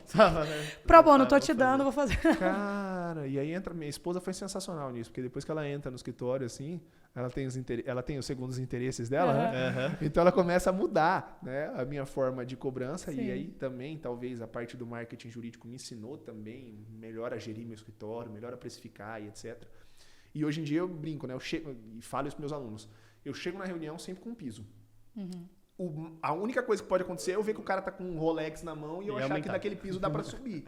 Mas daquele piso para baixo é impossível. Sim. Né? Então, dica, nunca vão de Rolex. Vá mal vestido. Rolex, Entregamos ouro aqui. A dica chega... E essa dica acho que é até para todas as profissões, né, cara? Você chega na reunião... Eu acho que isso é algo que acontece com o novo profissional. O novo profissional, ele às vezes de todas as áreas, ele chega para tratar do serviço que ele está oferecendo, do produto que ele está oferecendo, principalmente quando o produto não é um produto, é um serviço, é uma prestação de serviço. Às vezes ele chega sem a ideia do valor que ele vai cobrar. Isso não pode, cara. Isso é total antiprofissional. Hoje em dia no escritório, quando o cliente me procura, quando ele chega para conversar comigo, eu conheço mais dele do que ele de mim. Então eu sei quanto eu posso cobrar aquela pessoa. E se for para dar uma dica para alguém, para esses novos advogados, em relação à precificação, em relação a fechamento de contrato, a ideia é, primeiro, isso vale todos, conheça quem é o teu cliente, né? Conheça quem é o teu cliente. Porque a advocacia, assim, eu digo, ela é, sei lá, parecida com talvez não sei, contador, acho que é assim. O contador, ele não tem um preço fixo, varia do cliente. Pode ser que ele cobre para fazer o mesmo serviço para um advogado que está começando e cobra muito mais caro para fazer um serviço para um advogado que já está... Exemplo, marketing. É diferente fazer para o pipoqueiro do que fazer para uma empresa Às vezes gigante. é o mesmo, mas às vezes até o mesmo serviço, o serviço do pipoqueiro nem é mais fácil, da empresa nem é mais difícil, mas vai do bolso do cliente, vamos dizer em português claro. Né? Então, conheça o bolso do seu cliente. Saiba que o teu cliente conhece o teu preço. Ninguém entra no teu escritório, na tua empresa de marketing, sem ter uma noção de onde ele está pisando. A pessoa tem uma noção. Óbvio que ela pode achar que era menos, que era mais, mas também não vai dar muito fora da curva o tiro. Né? Então, conheça o teu cliente. Saiba que a pessoa te conhece também, sabe mais ou menos quanto você vai cobrar. Entre na reunião sempre com um piso, né? Um piso. E conheça o seu valor de escritório. Né? Saiba quanto que você tem investido no escritório, quanto você tem investido em estudo. Quando um cliente acha que é muito difícil, doutor, mas você vai ter que fazer essa audiência. A gente é muito procurado lá no escritório para atender sujeitos que já estão condenados e que eu sou contratado só para fazer o recurso. E já acabou o processo, não vai ter mais audiência. É um recurso, eu vou ter que fazer uma sustentação oral. E às vezes, quando eu falo o valor, ele fala, doutor, mas não é só o recurso agora? O senhor está cobrando mais do que o advogado que estava no processo cobrou para fazer o processo inteiro, com todas as audiências. Eu falo, pois é. O recurso é para consertar. Só que eu fiz um mestrado, né? Eu fiz 2 especializações. Você me procurou aqui porque fulano te indicou, eu já absolvi o fulano. Ou fulano, né, te indicou porque eu sou professor. Então, acho que isso vale até para o advogado no começo da carreira, mostrar o valor. O que você tem agregado no teu produto? Aí, às vezes, o meu aluno fala, mas eu estou no começo da advocacia, o que eu tenho? Cara, sabe o que eu falava para os meus clientes no começo? Que eu, por estar no começo e ter poucos clientes ali ainda, eu poderia me dedicar aos processos dele como outros advogados não poderiam se dedicar. E era isso que eu fazia, cara. Sim. Né? Eu comia. Hoje a gente continua estudando os meus processos, mas naquela época eu comia o processo. Era fazia se agarrava tudo, brigava, me agarrava, etc. Então, todo mundo, até quem está no começo, tem algum diferencial. Ainda que o seu diferencial seja ter poucos clientes e por isso ter muito tempo. Sim. Isso é um diferencial importante. Né? Técnica de persuasão também. Tudo isso daí. A gente não é- aprende isso na faculdade. Eu ia perguntar, você até usou esse exemplo agora de pessoas que te procuram já condenados para você fazer só o recurso. Hoje, qual que é a sua cartela de clientes, assim, Thiago? O que mais você atende? E, assim, você falou também que o seu Instagram não é para cliente final. Como que essas pessoas te encontram hoje, você acredita, o cliente final? É mais indicação, boca a boca ali? Na advocacia criminal eu sempre falo, o maior captador de cliente para advogados criminalistas são outros advogados. Porque a pessoa, quando ela tem um problema criminal, isso é algo muito sensível. Isso é algo que incomoda demais, choca muito a pessoa. Então, via de regra, salvo se você já tiver um nome consolidado, a pessoa não vai direto em você. Ela vai direto em algum advogado que ela conhece. Então, é algum advogado que ou é parente dessa pessoa, ou sei lá, o cara que tem uma empresa, ele vai atrás do advogado da empresa. O cara que já divorciou, ele vai atrás do advogado que fez o divórcio. E esses advogados te indicam. Né? Então, o meu maior captador de cliente hoje, no bom sentido, são outros advogados que acabam me indicando. Que acabam me indicando. Mas óbvio, né? Hoje já tem um nome no mercado que às vezes a pessoa me procura só por já ter ouvido falar no meu nome, sem indicação. Sem indicação de algum outro advogado. Qual que é o meu maior nicho de atuação? A gente só atua em processos criminais. A gente atua em todos os processos criminais. Lá nos que tem advogado que fala, não atua em tráfico. Não atua em crimes sexuais. Lá a gente atua em tudo. Mas óbvio que eu escolho o meu cliente. Tem acusações de tráfico que eu atuo e acusações de tráfico que eu não atuo. Tem crimes sexuais que eu atuo e tem crime sexual que eu não vou atuar. Assim como tem crime de violência doméstica que eu também atuo e tem outros que eu não vou atuar. Eu escolho o meu cliente, mas eu não escolho esse crime eu atuo, esse crime eu não atuo. Mas a área que a gente mais atua hoje são crimes contra a administração pública, né? A gente chama crimes de colarinho branco. A gente atende muito crime licitatório lá no escritório. Né? E aí não adianta de saber só direito penal, tem que saber direito administrativo. Né? Então tem muito disso também. E eu falo assim, a gente atua muito no universo de grandes operações. Hoje tudo virou operação. Depois do mensalão e da Lava Jato, todo juiz quer uma mensalão, uma Lava Jato para chamar de sua. Temos a nossa aqui, né? Então tudo, os caras explodem, milhões de busca e apreensão, um monte de gente na rua e etc. Então a gente atua em muitos processos assim. Isso é muito doido, porque é uma carga de complexidade muito grande. Né? Sei lá, se você é formado em Direito também, advoga também. Me fala um processo grande na tua área. Páginas. Quantas páginas? Grande? Hoje eu vi um de 3 mil e poucos. A gente às vezes pega processo que começa com mais de 10 mil páginas. Começa. Meu Deus do céu. Com mais de 10 mil páginas no processo criminal. A gente tem processo no escritório que tem, ao total, assim, juntando tudo que tem no processo, tem mais de 80 mil páginas. E aí, assim, mais de 80 mil páginas, 6 meses de interceptação, aí 6 meses de interceptação com 40 pessoas interceptadas. Então, você imagina a quantidade de áudio que é para ouvir. Aí você tem que ter também assistência técnica de perícia, que vai colocar isso para ser ouvido em software, porque eu não dou mais conta de ouvir.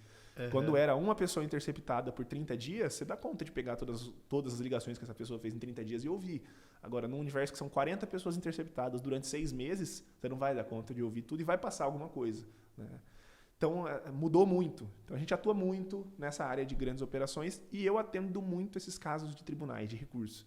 O cara que já foi condenado e procura um advogado. Né? Procura alguém para arrumar a casinha de tudo aquilo que foi mal feito para trás. Normalmente o serviço que foi feito para trás foi feito por algum advogado que não é da área. Sim, falou, acho que dá, que vai dar pé. Acho que eu não sei. deu. Acho que eu sei. Fala com o Thiago aqui, que deu ruim. E é difícil. Gente, travei no 80 mil. Muito obrigada. Você deixou meu coração quentinho nesse momento de ter escolhido. Pai, realmente, eu não vou tirar o AP, tá? 80 mil. Não vai sair que loucura. dessa É surreal. E aí a gente tem, sei lá, é muito doido. Hoje a gente estava terminando lá uma defesa de um processo que é assim, uma grande operação aqui, a última grande operação do Estado. E cada momento que você mexe, você descobre mais alguma coisa. A gente até fala, é uma estratégia dos órgãos de investigação e de acusação e etc. Colocar muita coisa, pegar muita coisa, porque ninguém vai dar conta de achar tudo, de olhar tudo. E aí você faz a sua defesa, sei lá, sobre 10 pontos, que foi os 10 pontos que você encontrou ali, mas não tem 10 pontos. Talvez tinha 14, aqueles 4 que você não achou, eles vão jogar no final, né, e vão pedir com isso a condenação do teu cliente. Então, isso é uma estratégia nesse ambiente a gente chama, o termo é megaprocessos. né? Isso é um tipo de estratégia. É impossível consumir tudo que está ali. Imagina, ouvir 6 meses de interceptação telefônica de 40 processo de 3 mil páginas que eu vi hoje, 1000 era escala de serviço. Como é que eu vou olhar 1000 folhas de escala de serviço lá para ver se tinha um dia que o cara tava ou não tava? Você dá uma olhada ali e assim, é impossível. Tenta achar um e fala, aqui não tava, pronto. Não, é impossível. Isso acontece cada dia mais. E, Bonin, tem uma pergunta. O que você hoje, como advogado criminalista, acha em relação a essa questão de influência da mídia nas relações de processo penal, processo criminal? Bom, a mídia a gente fala, né, o quarto poder hoje em dia, né? Poder judiciário, executivo, legislativo e a mídia. A mídia tem uma influência violenta. Eu tive um dos colegas de mestrado que o trabalho dele de mestrado foi pesquisar a participação do Jornal Nacional no processo da Lava Jato e no impeachment da Dilma. Porra, foi forte. Foi forte. E aí ele pega lá, cara, que ele faz um estudo nos últimos 10 anos, e nos últimos 10 anos a maior reportagem que teve no Jornal Nacional foi aquele áudio da Dilma com o Lula, não sei o quê, que foi uma das coisas do impeachment, e também envolvia a Lava Jato, que ela nomearia ele como ministro, se ele... E é a maior reportagem do Jornal Nacional nos últimos 10 ou 20 anos e tal, e etc. Então a mídia influencia demais, né? Hoje em dia, quando você vai assistir um jornal, e qualquer jornal, pode ser na Globo, na Band, na Record, na Rede TV, na Globo News, qualquer jornal. É parcial, né? Não, e metade do jornal é tragédia e metade e a maior parte da tragédia é crime. Uhum. É muito assim, parou um pouco na pandemia, porque daí a outra tragédia virou outra, pandemia. Né? Mas a maioria da tragédia é crime, alguma investigação que está estourando, alguma coisa, a população consome isso. Né? E eles sabem trabalhar com isso. Por exemplo, hoje em dia é muito interessante, né? A operação leva um nome, vamos dar exemplo dos públicos, né? Lava Jato, Mensalão, e esse nome sempre tem uma sacada publicitária de marqueteiro mesmo atrás do nome. Porque você imagina o William Bonner chamando a chamada do Jornal Nacional. Hoje teve a deflagração da terceira fase do processo 034-23 de 2014.12/001. Você já mudou de canal. Agora, hoje teve a terceira fase da operação, e aí fala um nome e tal, que dá repercussão. Então, a mídia tem muita influência. E a mídia acaba condenando primeiro. Sim. E quando a mídia condena primeiro, o que ela faz? Ela traz a sociedade fortalecendo aquele processo. Então, a gente fica, né? Quando alguém é solto, a gente acha que foi uma injustiça. Quando alguém é absolvido, a gente acha que foi a sociedade acha que foi uma injustiça. Porque ela já estava ali... Já foi condenado pelo quarto poder. Ela já estava ali convencida por aquilo que a mídia tinha externado. Esse caso, um caso muito recente que teve agora foi do Johnny Depp da Amber. A mídia condenou o cara totalmente antes. Um grande exemplo de cancelamento, de um monte de coisa. Ele perdeu contratos pra caramba, né? Não, super. Ele foi super prejudicado. Eu fiquei acompanhando, assim, assiduamente, todo momento ali durante... esses dias, e assim, depois teve uma reviravolta muito grande. Você viu que o pessoal já tinha um posicionamento muito claro. Antes condenaram ele, né? Cancelaram ele, coisa do tipo. Depois o mesmo pessoal começou a se posicionar super contra a Amber, começou a entender mesmo. A Camille foi maravilhosa, a advogada dele, incrível. Mas você vê que, assim, teve uma repercussão. Você sentiu um clima ali? Nossa, muito. Eu tô gostando muito dele. E eu também tenho um clima com ela, só não é recíproco igual o Johnny Depp, mas eu tô gostando dela virtualmente. Eu vi uns vídeos depois, acho que foi até minha esposa que mandou uns vídeos deles, e aí tem muito sorrisinho. Muita não, tá demais. Muito. Ali, aquela pegadinha no braço ali. Né? Teve uma repercussão bem grande. O pessoal também participou muito. Eu acho assim que é um exemplo que vai ficar na história para ter mais cuidado com essas acusações e com esses casos de violência doméstica, que tem muito. Tem muita violência doméstica, mas no meio de um monte de violência doméstica tem um monte de denúncia falsa. Né? E também é um aprendizado sobre cancelamento, sobre influência da mídia. A mídia influencia demais. E aí outra coisa que não te ensinou na faculdade, né? Como lidar com essa mídia. E aí, falo ou não falo? Então eu tenho assim, eu tenho alguns princípios com mídia. Lido muito bem. Se você procurar no meu celular, tem quase que mais telefone de repórter do que de advogado. Mas eu não passo informação, ainda que seja positiva do meu cliente, porque eu tenho a impressão que, hoje em dia, quanto mais falarem, mais dá atenção ao caso. E nunca a sociedade vai olhar com bons olhos. Se eu dar uma notícia boa, poxa, absolvi meu cliente, a sociedade vai achar, absolveu, injustiça, etc. Soltou. Então eu prefiro não falar. Eu só falo quando sou procurado, né? E não adianto situações futuras, assim, não falo alguma coisa que vai ser alguma estratégia minha que eu tô bolando aqui no processo para depois, porque, sei lá, Né? Antecipação já, não confio tanto. Até às vezes o repórter fala, doutor, mas me fala, sigilo de fonte aqui, não vou... Aí eu sempre brinco com o repórter, fala, eu sou advogado, não sou fonte. Né? Porque a gente sabe que dentro dos órgãos públicos, mesmo aqueles que atuam nos processos judiciais, aqueles que investigam, existem, né, agentes públicos que são fontes. Existem agentes públicos que são fontes. Mas isso é um problema deles com eles mesmos. Eu prefiro não ser fonte, ainda que eu não tenha sigilo, né? Porque sou particular, mas porque, sei lá, acho que eu acabo prejudicando mais meu cliente. Mas tem que falar com a mídia, tem que atender a mídia, trato todo mundo muito bem. Todo mundo tem essa procura muito esquecem grande, que... Tem. Assim, em alguns processos que eu atuei, nos processos de repercussão, em processos de repercussão que eu atuo hoje em dia, a procura é quase que diária. Olha. Agora eu estou num caso grande que teve uma operação e eu sou quase que procurado diariamente, porque como o processo é muito grande, então tem muitos desdobramentos, tem quase que decisão no processo todo dia, sobre alguma coisinha, mas tem decisão. E aí o repórter sempre vem, né? Sempre vem. E às vezes eu estou advogando para alguém que é o principal alvo, ou ainda que não seja o principal alvo, eu sou o advogado que é o professor também. Então, às vezes eles vêm em mim porque acham que eu vou explicar melhor aquele assunto. Então, assim, é quase que diário. Então, você tem que atender clientes, tem que atender a demanda do escritório, você tem que atender famílias, tem que atender repórter. Não advogue. Vamos todo As mundo. pessoas às vezes esquecem. Tá ficando cada vez mais convencida, né, Ana? Nossa, tô adorando. Relaxa. As pessoas às vezes esquecem, cara, que canal de TV, jornal, rádio, tudo isso são empresas privadas, né? E o que move uma empresa privada, apesar de todos os propósitos, discursos bonitos, é grana, né? Pô? É dinheiro. Então, assim, a Globo tá atrás de dinheiro, a Record tá atrás de dinheiro, a Band tá atrás de dinheiro, tá todo mundo atrás de dinheiro. Os jornais locais aqui também estão atrás de dinheiro. Então, assim, eu vejo isso, cara, porque o primeiro tribunal de júri que eu assisti na minha vida foi um caso bem midiático, assim, enfim, não vou detalhar aqui também, mas, cara, eu fui assistir lá, tipo, já como estudante de direito, devia estar ali no meu terceiro, quarto semestre, já entendi ali um pouco de direito, sempre gostei muito. E, cara, era um caso da mídia, assim, enfim, não vou falar detalhes. Mas, cara, eu fui assistir lá e, assim, era um caso que a pessoa já estava condenada pela mídia. E aí eu falei, porque o que acontece? Primeiro a pessoa é condenada socialmente, né? Aí a mídia, nos interesses do particular lá da empresa, ela não vai virar e ir contra a sociedade, né? Vai vender o discurso de que, não, fulano tá certo, não é assim, veja bem, calma lá. Pois é, mas você acha que primeiro socialmente, tem vezes que eu fico em dúvida se não é inverso, não a vem mídia da mídia. A mídia condena muito, mas vamos supor, eu vou falar, mas não vou entrar em detalhe. É o caso do menino da Vale, lá do segurança. Ah, tá. Aí, assim, é uma coisa que ali, socialmente, não tem como defender. Assim, né? Socialmente. Quem bateu o olho lá, viu a coisa que aconteceu, falou, não dá pra defender.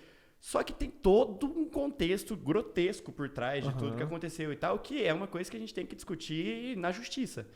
Só que como que um meio de comunicação vai virar e falar assim, gente, veja bem, não é bem assim, tem que ver como é que é. Não, os caras já caem matando já, entendeu? E sabe um negócio? Talvez a sementinha, não sei, né, tenha sido plantada ali. A gente tem um canal chamado TV Justiça no Brasil. TV Justiça. Nenhum país no mundo tem isso. E as sessões do Supremo Tribunal Federal são transmitidas ao vivo pela TV Justiça.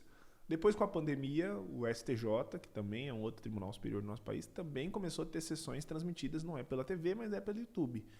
Cara, nenhum país do mundo tem isso. Ah, mas os atos são públicos. Eu sempre defendi isso. Ser público é diferente de ser televisionado. Né?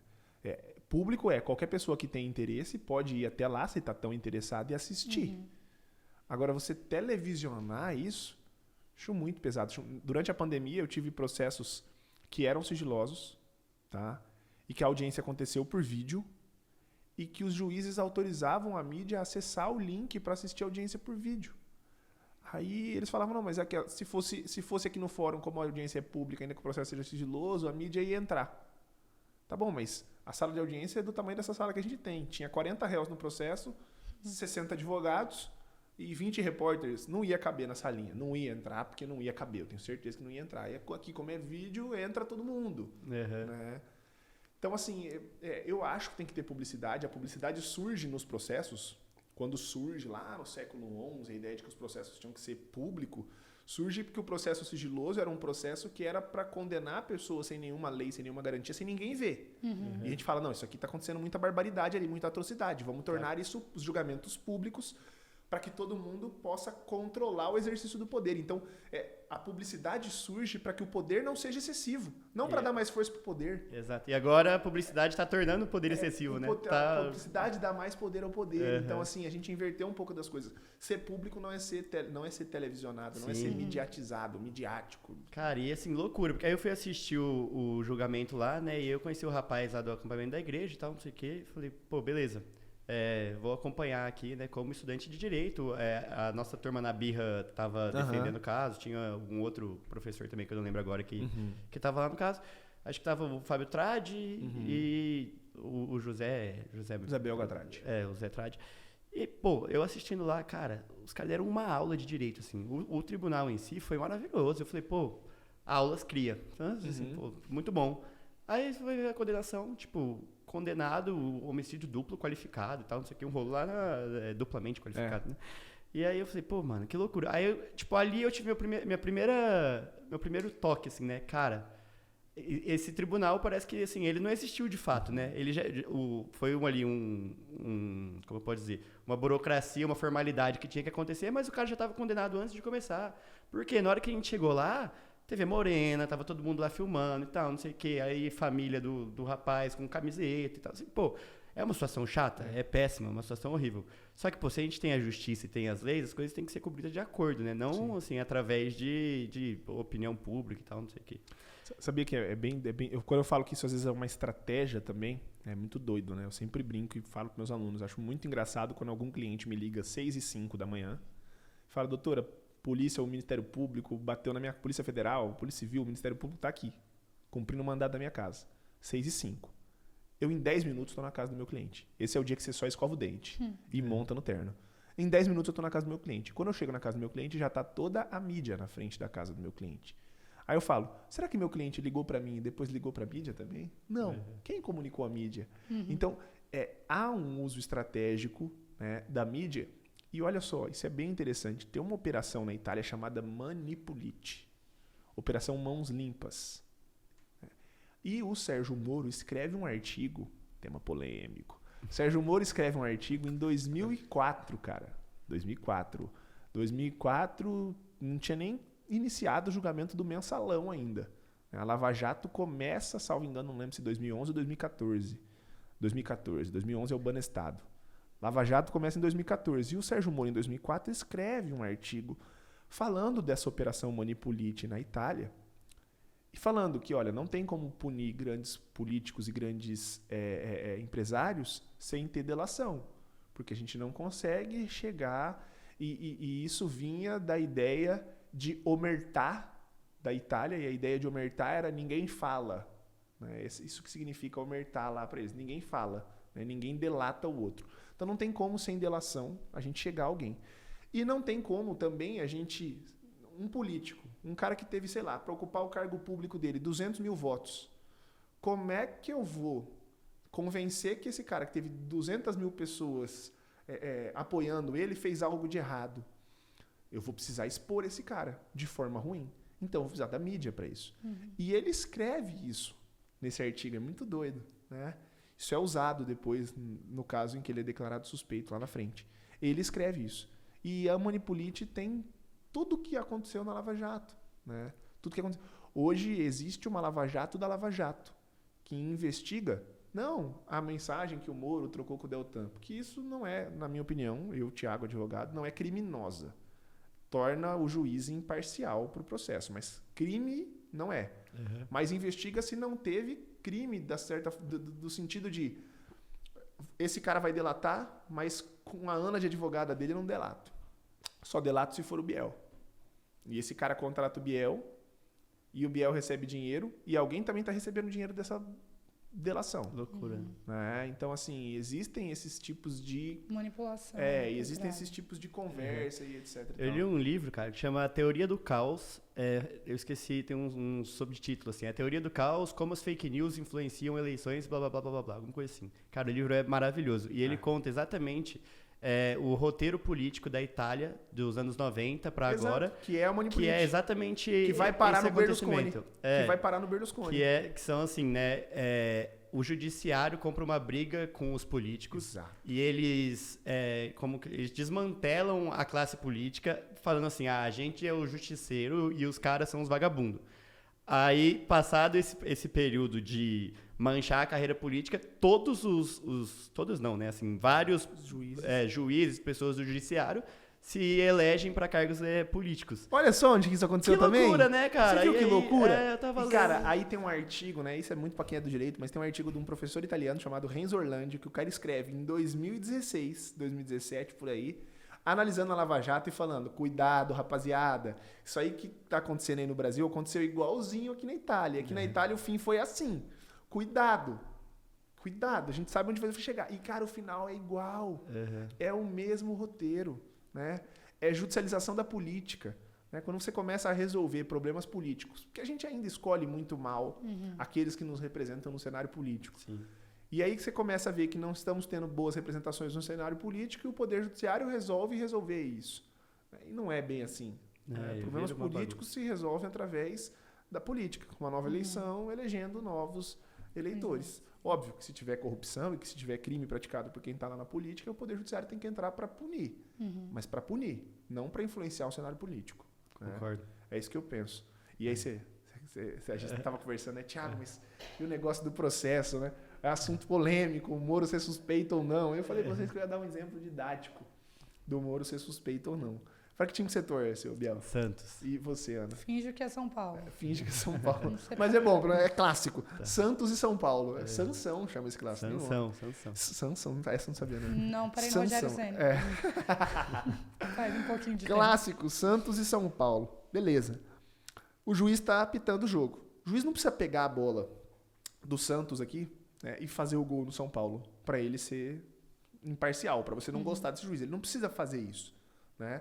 Às vezes, quando ele apita uma falta que a gente acha que não foi, você já achou que ele está roubando. Você já fala isso, o juiz está roubando. Ele não precisa pegar a bola e fazer um gol diretamente. Agora, imagina o seguinte, o que o Moro fez foi mais ou menos o seguinte. Santos e São Paulo jogando. O juiz apitando o jogo.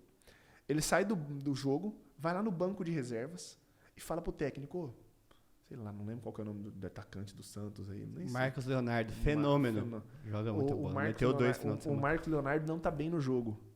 Troca o Marcos Leonardo, bota o fulano. Eu acho que o fulano vai encaixar melhor no time de São Paulo ali, é mais rápido e tal, não sei o quê. Ele só dá essa ajuda. Ele não precisa ir lá, entrar e fazer o gol. E foi mais ou menos o que aconteceu. As conversas ali do WhatsApp, o que elas revelam, né? É que mais ou menos ele falava, olha, agora eu dava um direcionamento e etc. Técnico, e tal. E não como então, o que eu tô querendo dizer assim, isso é mais forte do que pensar, será que o Santos ia ganhar do São Paulo? Ou será que o São Paulo ia ganhar? Será que mas o juiz não pegou a bola, foi lá e fez um gol. Tem gente que fala, mas tinha prova, mas não sei o quê. Tá bom, mas ele não podia ter feito isso. Se fosse com o teu time de futebol, você não ia gostar. Por que não processo com uma outra pessoa? Porque eu dou esse exemplo porque tem gente que não consegue se colocar no banco de réus, né? O cidadão de bem, ele sempre fala, não, mas eu nunca... Então você fala pro cara, imagine se você fosse o réu. O cara não consegue se colocar naquele lugar porque aquele é um lugar que ele nunca diga que ocuparia na vida dele. Então eu dou exemplo do futebol, porque se é que o time brasileiro gosta muito, é paixão nacional, então o cara...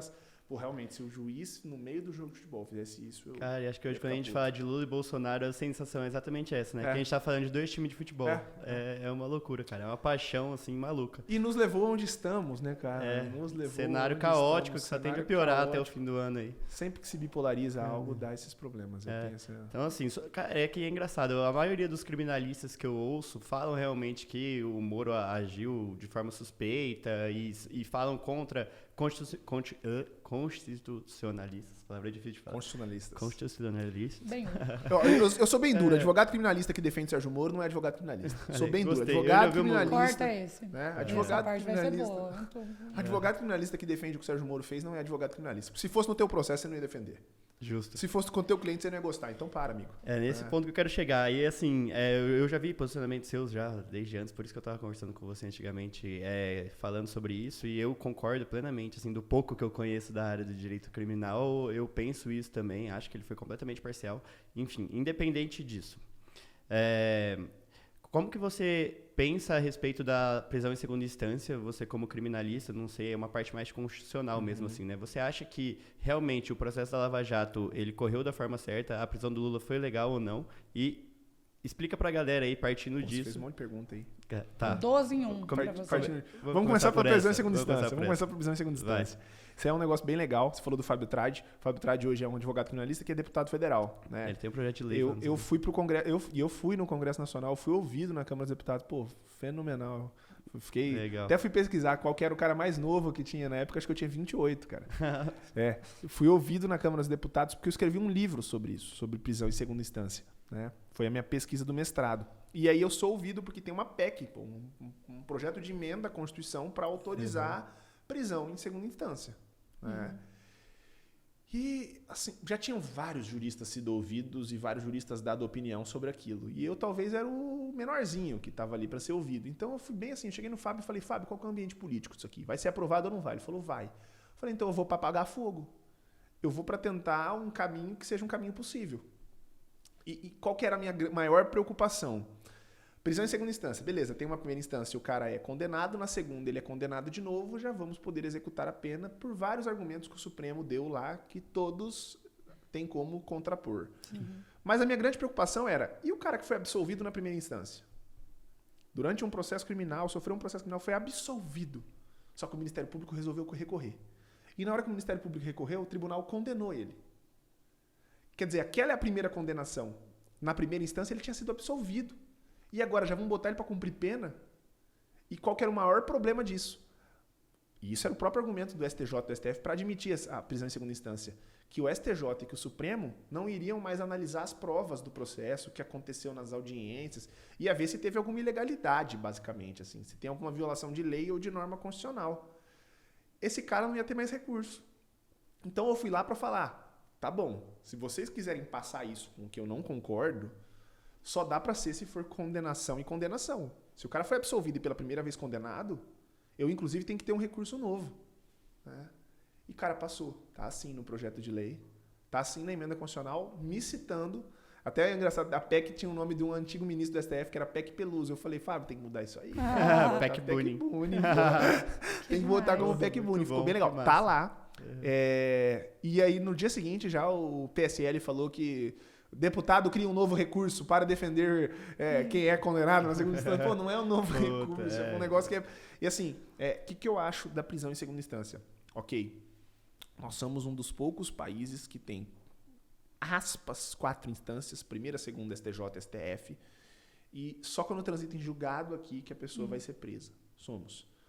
Mas nós somos um dos poucos países... Né, que não tem possibilidade da defesa investigar, só a acusação que investiga. Nós somos um dos poucos países que tem uma polícia sucateada para investigar, investiga muito mal. Nós somos um dos poucos países que tem, às vezes, primeira instância com um só juiz. Tem vários países, inclusive da América Latina, que tem primeira instância com mais de um juiz. Por que mais de um juiz? Porque sempre que botam no colegiado, a chance de erro diminui. Então, assim, a gente tem várias coisas do nosso sistema que são antigas, que estão defasadas. E eu não vou conseguir arrumar lá o final sem arrumar o começo, porque daí eu vou tornar o sistema um caos. Uma conta que nunca ninguém fez é quantas pessoas existem no Brasil condenadas na segunda instância? Será que o nosso sistema prisional do dia para a noite, se falarem, vamos admitir prisão em segunda instância, será que o nosso sistema prisional do dia para a noite ia aguentar? Não está cabendo nem agora. Não está cabendo nem agora. A gente sempre teve já 30%, 40% a mais de pessoas do que o número de vagas. E se a gente gira a chave e fala, a partir de agora pode, todo mundo na segunda... Vai dar? Não, então a gente tem que arrumar, se for para arrumar, vamos arrumar tudo. Sim. Né? Se for para arrumar, vamos arrumar tudo. Então, assim, é algo que no nosso sistema atual não dá. Não Justo. cola. Mas você tinha feito outra pergunta, não lembro. É que eu vou me empolgando, eu vou perguntando, já cito um livro, já não sei o quê, para passar bonito no corte no Instagram. Foi bom. Eu sabia dessa PEC do Fábio porque eu fiz meu TCC sobre segunda instância. Também. Eu fiz tribunal de argumentação sobre isso. E eu li sobre isso, fui pesquisar. A minha segunda pergunta seria uma coisa que você já respondeu. Eu ia perguntar qual era a sua opinião sobre segunda instância e qual que você acha que é a alternativa para caso passe. Como que a gente pode autorizar a prisão em segunda instância, que no caso seria através de uma PEC, né? Assim, não dá para o STF, que é o guardião da Constituição, ir lá e falar assim, não pode prender, sem que exista uma emenda à Constituição que autorize isso, né? Mas enfim, eu acho que tanto esse assunto de prisão em segunda instância, quanto tantos outros, vou dar exemplo aqui da cloroquina, e agora prisão em segunda instância, aborto, enfim... Tudo hoje virou quase religião virou no Brasil, política, cara. Então, não, virou religião, assim, o cara é fanático, é mais que política, porque o povo virou fanático, né, cara? Você falou, se o cara defende prisão em segunda instância... foi isso que você falou? Defende prisão em segunda instância, não é advogado criminalista, né? Se defende o Sérgio Moro. Se defende o Sérgio Moro, exato. Mas é que é praticamente o mesmo tema ali, né? Todo Lula, Bolsonaro, Sérgio Moro ali e tal. E a mesma coisa, por exemplo, acontece na medicina agora, na pandemia. Cloroquina. Existia médico falando que cloroquina era eficiente, médico falando que não era eficiente, enfim. Não vou entrar no tema, porque... Hoje ele tá querendo assuntos polêmicos pra gente ser cara, cancelado. essa semana... Cancelado, pra pegarem um corte de alguma coisa. Eu tô em silêncio, cara, eu tô abismado. Já chutei ele, a canela dele tá roxa. Se eu não for cancelado essa semana, eu não sou mais cancelado, porque amanhã a gente vai gravar de novo, né, Ana? E eu tô quente, Thiago. Amanhã eu tô quente. Amanhã você tá quente. Amanhã eu tô notando que eu tô com dor de cabeça. Enfim, cara. E assim, eu vejo que tem muita política. Enfim, a gente brincou que religião, assim, mesmo que meio que deixa o clima ali meio nublado ali, de coisas que deveriam ser práticas, né? Não assim, né? Eu acho que é isso, eu acho que é aquilo, porque às vezes a pessoa não defende nem a ideia, né? Mas defende o que aquela ideia representa, né? Que no caso, nesse caso específico, são pessoas políticas, partidos políticos. Como que você acha que a gente pode ter uma justiça que foge disso, assim? Como que você, como advogado criminalista, vai conseguir escapar desse poder da influência da mídia nos seus processos e fazer uma parada mais técnica? Ultimamente eu tenho pesquisado se há vida em Marte. Tô querendo uma passagem. Porque eu acho que é o jeito, montar um escritório em Marte. Eu digo assim, a gente foi criado na base na base inquisitorial, na base da Inquisição. Vocês não são filhos únicos, né? Não. Né? Lá em Cacima, quando você e seus irmãos, eu sou filho único, mas eu sei como é que era assim, porque eu sei quando eu tava no meio dos primos ali. Cara, quando você é filho único, sei lá, fazia alguma coisa, você, filho com irmãos, fazia alguma coisa errada, a mãe chamava todo mundo, não tinha um irmão que delatava o outro? Tiago. Cara, então assim, tinha um irmão que delatava o outro, etc. A nossa criação é meio que inquisitorial, né? Nosso país é um país, né, majoritariamente cristão, majoritariamente católico, né? Mas majoritariamente, vamos falar assim, cristão. O maior período de Inquisição, e talvez a Inquisição mais bárbara, e eu sou católico, acredito em Deus, acredito que fui criado dentro da igreja, mas foi a Inquisição eclesiástica, a Inquisição da Igreja Católica. Então a gente vem dessa natureza. Muito juiz é inquisidor, desrespeita a lei, etc. Nem sempre é por maldade. Mas o cara foi criado dessa forma. A educação dele foi uma educação inquisitorial. Quando ele estudou na faculdade, o professor dele ensinou direito penal, processo penal de uma forma inquisitorial. Hoje em dia, o cara que senta no banco de réus, ele não senta absolvido, ele senta condenado. O juiz no processo civil, quando tem duas pessoas discutindo um imóvel, o juiz olha para aquelas duas pessoas da mesma forma. Sim. O juiz nunca olha para o réu da forma que ele olha para outra pessoa no outro lado do processo, que é o Ministério Público. Ele sempre presume verdade naquilo que o Ministério Público fala e que o réu, de fato, é condenado. Então, assim, isso vem da nossa criação. Então, assim, Tiago, qual que é a solução para isso? Talvez teria o Nobel da Paz se eu tivesse a solução para isso. Mas eu penso assim, até por isso, eu continuo dando aula até hoje na faculdade, na graduação, porque eu falo isso para meus alunos, porque se de 50 que tem nessa sala aqui hoje, sair um que não seja inquisidor, um só que não seja inquisidor, nossa, já ganhei meu dia, né? Já foi importantíssimo para mim. Então, a gente não acaba com anos de inquisição. Que, cara, gente, é surreal. Gente foi queimada na fogueira já por conta de processo. Sim. Olha só, tem vários filmes. Tem um filme que é muito massa, chama As Sombras de Goya, que é um filme que retrata a Inquisição. Cara, o rolê das bruxas lá, né? Queimava o rolê as mulheres. Das bruxas, o negócio das mulheres, das bruxas, total. Tem um livro chamado O Martelo das Feiticeiras, que conta como é que era a perseguição das mulheres que eram consideradas bruxas, porque eram mulheres que não casavam, né? Porque eram mulheres que tinham um comportamento que era um comportamento mundano, de acordo com os costumes daquela época. E aí no Brasil a gente tem a história do nosso holocausto brasileiro, que era os hospícios, aspas, né? Um estabelecimento para pessoas que eram, sei lá, o pai e a mãe achavam que aquele filho era problemático, falavam que o cara tinha problema psiquiátrico, enfiava o cara num hospital. E ali morria gente e tal. Então, assim, são anos disso aí. A gente só resolve estudando um pouquinho e vendo aonde que é a essência. Um juiz que age assim está sendo inquisidor. O que é Inquisição? Morria gente na fogueira. Nossa, você quer seguir uma tradição de quem queimava gente na fogueira? Não quero. Então, eu acho que a única coisa que oxigena isso é estudar. Até sobre um pouco o que a gente falou no episódio anterior, a educação combate basicamente tudo isso, né? Educação, você desenvolver soft skills ali, em relação a em inglês. Inteligência emocional mesmo, até para você ser imparcial, né? De fato, conseguir julgar as coisas não pela emoção, mas sim de forma racional. Eu acredito que, assim, eu não daria conta do direito até justamente por isso. Eu sou uma pessoa muito... Eu não sei se já fez teste de temperamento, mas eu sou uma sanguínea. Eu ajo muito assim no impulso, eu sou muito movida pelas emoções. E eu vejo que, às vezes, no direito você precisa ter um pulso e uma frieza de calcular as coisas que talvez eu sofro com isso. Eu não conseguiria lidar, porque eu sou um pouco mais voltada às pessoas e não ao resultado. Eu sofro com isso também. Eu sofro com isso. Tem até um troço que sempre me perguntam, Thiago, advogado criminalista não pode se envolver emocionalmente. Eu falo, cara, o cara que não se envolve emocionalmente não nasceu para ser advogado criminalista. Quando eu tenho um cliente preso, e eu tenho pouquíssimos clientes presos. Hoje tenho 2. Cara, um advogado criminalista com 2 clientes presos. Tenho 2 clientes presos. Cite nomes. Eu tenho 2 clientes presos atualmente. Cara, eu me sinto preso junto. Sim. Eu fico preso junto com o cara, entendeu? Sim. Não é que eu deixo de comer, deixo de respirar, mas eu assim... preparo tudo no escritório das possibilidades possíveis e vou fazer uma estratégia mirabolante para conseguir em algum momento tirar aquela pessoa dali. Então, assim, eu me envolvo, sim, emocionalmente. Quantas vezes soltei alguém, absolvi alguém, chorei junto com a família, chorei junto com a mãe, chorei junto com a esposa, chorei junto com o esposo. Então, eu também tenho que lidar com isso. Com as próprias emoções, além das emoções dos outros, né?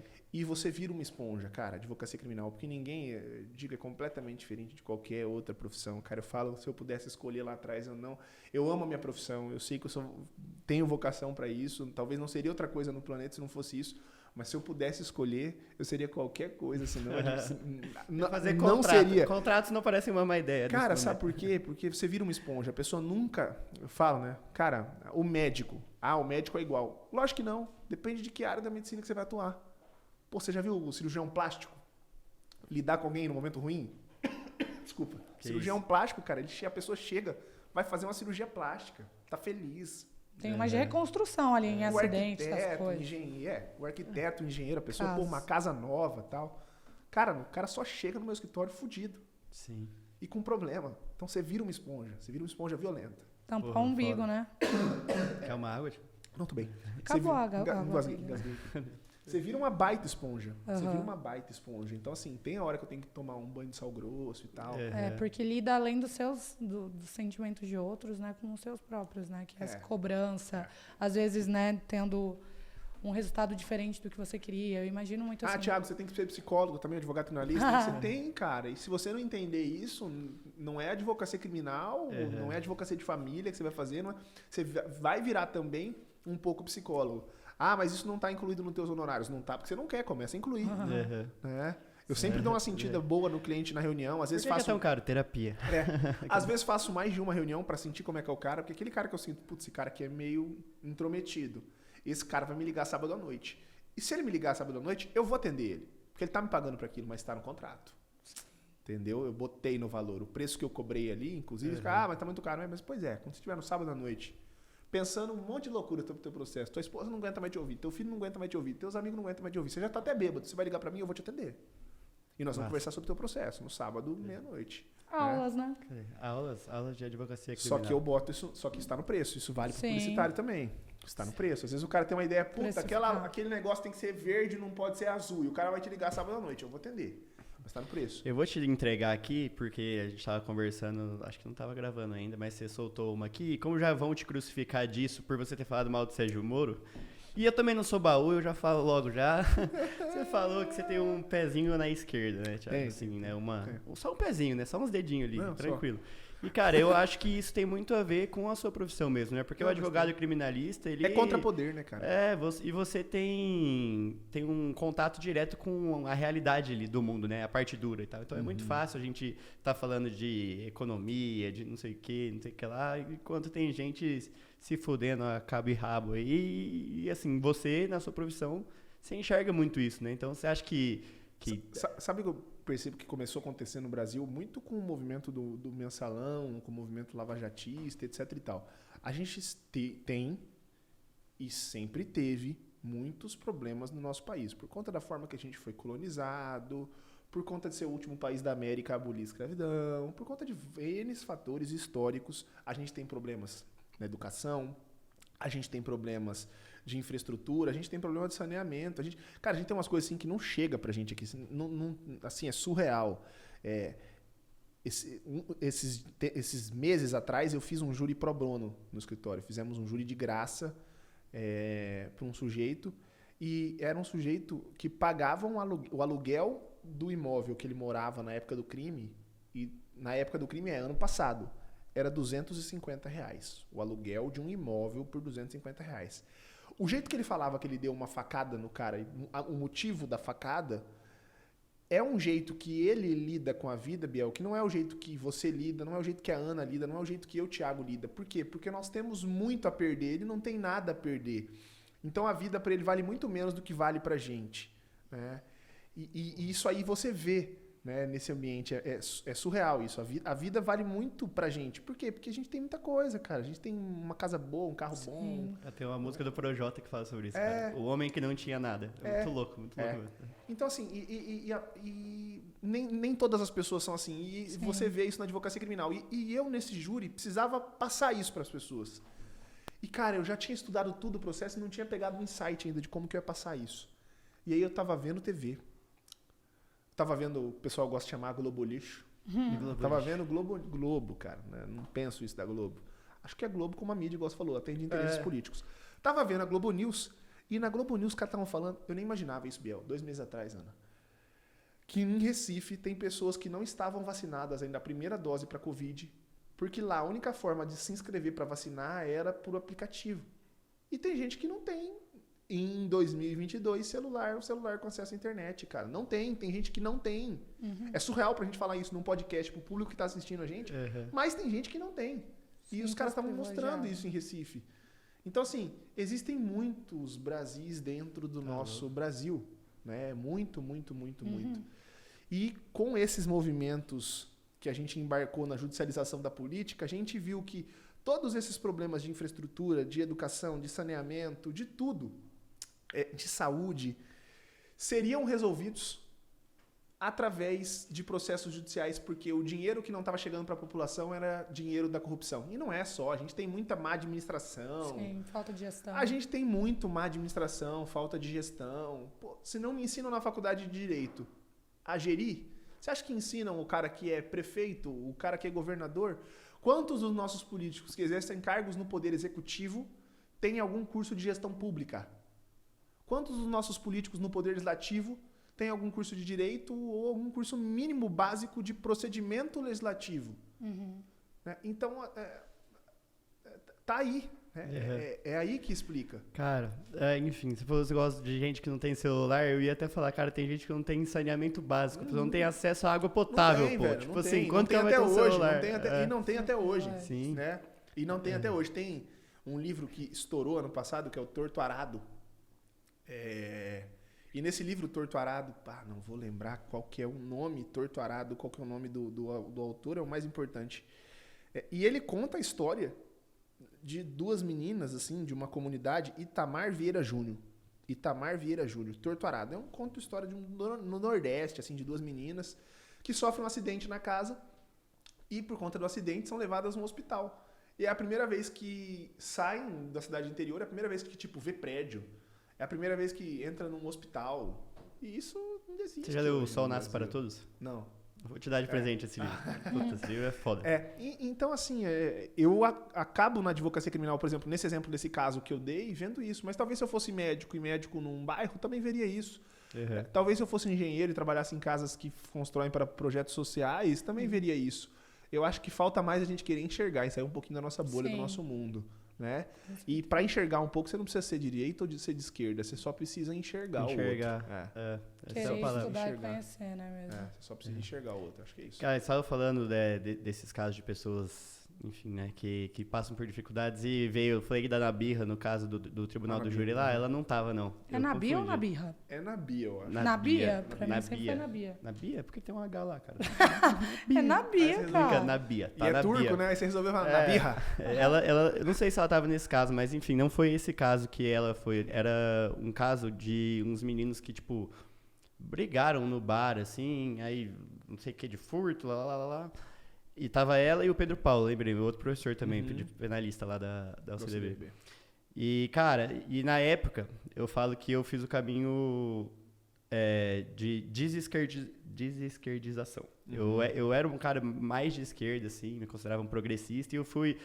Você vai apanhando da vida e você vai começando a ficar puto com o Estado, assim, né? Você fala, eu tinha uma empresa que, enfim, não vou contar os casos, mas na época eu era bem de esquerda. E eu me atentava muito a detalhes dessas coisas, assim, coisa de cor, a raça da pessoa e tal, lá. E aí a gente tava em 3 turmas da UCDB, uma turma da UFMS, lá no auditório.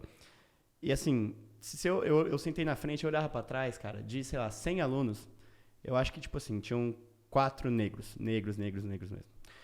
Aí tinha o Pedro Paulo, a Nabia, o juiz, o promotor, o pessoal o escrivão, o pessoal lá do tribunal, todo mundo branco. Tinham 4 pessoas sendo julgadas. Os advogados, brancos. As 4 pessoas julgadas. Os jurados. Em grande maioria, branco, né? Ali, assim, acho que até por estratégia de defesa, às vezes pegavam um outro, assim, mas a grande maioria branco também. Os quatro réus negros. E aí, assim, pô, beleza. O pessoal fala muito de cota racial e tal, não sei o quê. Talvez não seja o melhor caminho para solucionar o problema da educação. Mas se você para enxergar, é uma coisa que você não precisa ler artigo, estudar estatística sobre isso, pô. É só você ir num lugar e abrir o olho e ver. E nesse dia eu reparei muito nisso, cara. É uma história que eu sempre quis contar em algum lugar. Eu falei, vou contar nesse podcast aqui que você estava contando, e eu lembrei. É muito doido, pô, porque as pessoas falam, não, porque não tem nada a ver. Pô, será que não tem nada a ver mesmo? Será que, assim, realmente é só uma coincidência que tinham ali uma pá de gente branca julgando 4 negros? Independente se o cara era culpado ou não, assim, né? Tem todo um histórico por trás disso que influencia, né, assim, a sociedade como um todo a ter essas... caracterizações de pessoas, né, e tal, não sei, muito louco isso, cara, nem sei porque eu tô contando essa história. Não, mas é muito doido, cara, eu vejo muito isso, e assim, no Poder Judiciário é um Poder Judiciário masculino e branco. O Poder Judiciário, ele é masculino e branco, né? Então isso diz muito da forma de agir do Poder Judiciário, isso Você falou isso, eu lembrei até de um episódio. De umas fotos que apareceram no Facebook de um álbum, era assim, e se não tivessem homens nessas fotos? E aí, cara, sumiam todos os homens, ficava, tipo assim, era um lugar com 100 pessoas, 2 mulheres. Aí esvaziava tudo. Numa sala, tirava todos os homens, 2 mulheres. Essa questão mesmo, bem de representatividade, né? Cara, falta muito, às vezes, não só em questão, né, das cotas, mas em relação também a mulheres, a todo tipo de representatividade. Hoje ainda falta, a gente nota que falta muito. E o que a gente fala desse negócio, faltar olhar, é muito isso, né, cara? Por exemplo, eu sou branco, de família de classe média, alta, filho único, né? A maioria dos meus amigos que foram criados junto comigo escolheram não olhar. Preferem não olhar, escolheram não olhar, né? E continuaram na bolha, né? Então, assim, mas isso é a forma de educação. Sim. E isso é muito louco, muda muito, né? Como eu falei, são vários Brasis. Aqui em Campo Grande, na minha turma de colégio, eu sou o cara que sou afeminado, olha só. Eu sou o cara que sou de esquerda e afeminado. E aí eu fui fazer um mestrado numa faculdade de ciências criminais mega progressista, mega cabeça aberta, que é a PUC do Rio Grande do Sul, lá em Porto Alegre. Cara, lá eu era o macho hétero... Topzera de direita. De centro-direita, os caras me chamavam. Então, assim, isso muda muito, né? É bolha social mesmo. Uma população mais muito mais educada, muito mais politizada do que a nossa. Eu criticava o impeachment da Dilma pela maneira que ele foi construído, assim, e até hoje, cara, meus amigos me zoam. É o esquerdista, é o petista, não sei o quê, enfim. E acho que, assim, pra gente parar antes do Biel ser cancelado, a gente ter alguma coisa... ficou alguma dúvida ainda? Ficou. Várias, né? Sobre esportes, sobre várias coisas, mas eu acho que a gente conseguiu aproveitar e otimizar o tempo que a gente teve com você. Acredito que todas as pessoas que ouvirem vão ter algo, né, para aprender com você, até porque você é ótimo como professor, viu? Te antecipo que a forma didática que você explica as coisas também, de fato, aponta que você nasceu para fazer isso, você não pode parar, tá? Você não vai poder parar, você tá querendo sair daqui uns meses ali, mas vem de curso, então se precisar de uma agência também para te assessorar. Vamos vender curso. E outra coisa que eu queria falar também, não deu tempo. Do quê? Que loucura, sobre os seus cursos, cara. Mas projetos futuros, depois o pessoal vai no meu Instagram.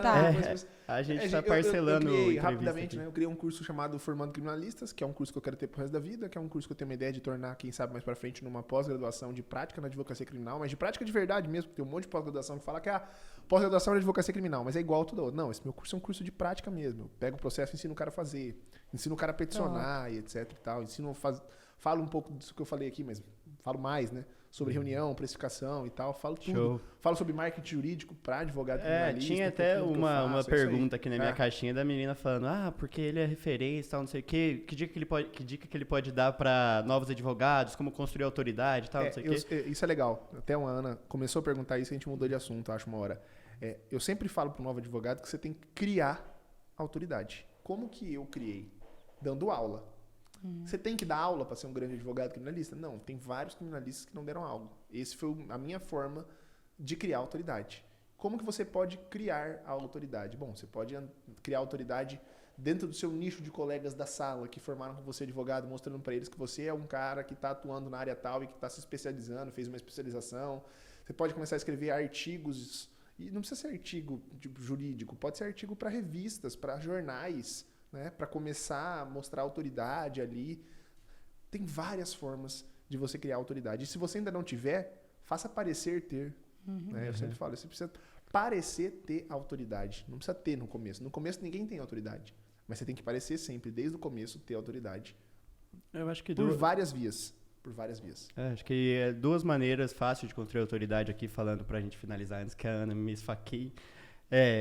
Escutar o podcast com o Thiago Buni, Ordinários Podcast. E 2, comprar o curso Formando Criminalistas. Eu acho que agora a gente fechou bem, viu? Cara, esse daí pode cortar a produção, vai pro Instagram essa daí. Qualquer dúvida, não sei se aqui dá, mas arrasta pra cima ou clica em saiba mais, que tá aqui debaixo desse vídeo. Mas o Biel vai fazer o curso, acho que ele tá querendo. Ele tá bem empenhado, aparentemente. Cara, agora que eu descobri que não precisa peticionar, eu posso ser contratado só pra ficar falando, aí quem sabe funciona. Na hora que sair o podcast no YouTube ou no Spotify, sei lá onde vai sair, vocês colocam o meu arroba? Opa! Então tá bom. Então pra todo mundo colocar meu arroba, me segue lá e etc. Mas fala pode aí pra falar gente qual que é o seu Instagram. Arroba aqui, ó, eu vou ter, Thiago sem H e o Buni é BU, 2 N's e NG. Não é fácil, mas vai estar aí na descrição e aí vocês me seguem. Thiagão, cara, foi um papo maravilhoso, como era de se esperar. Obrigadão por ter aceitado o nosso convite agradeço, aí. Foi um prazer te receber aqui.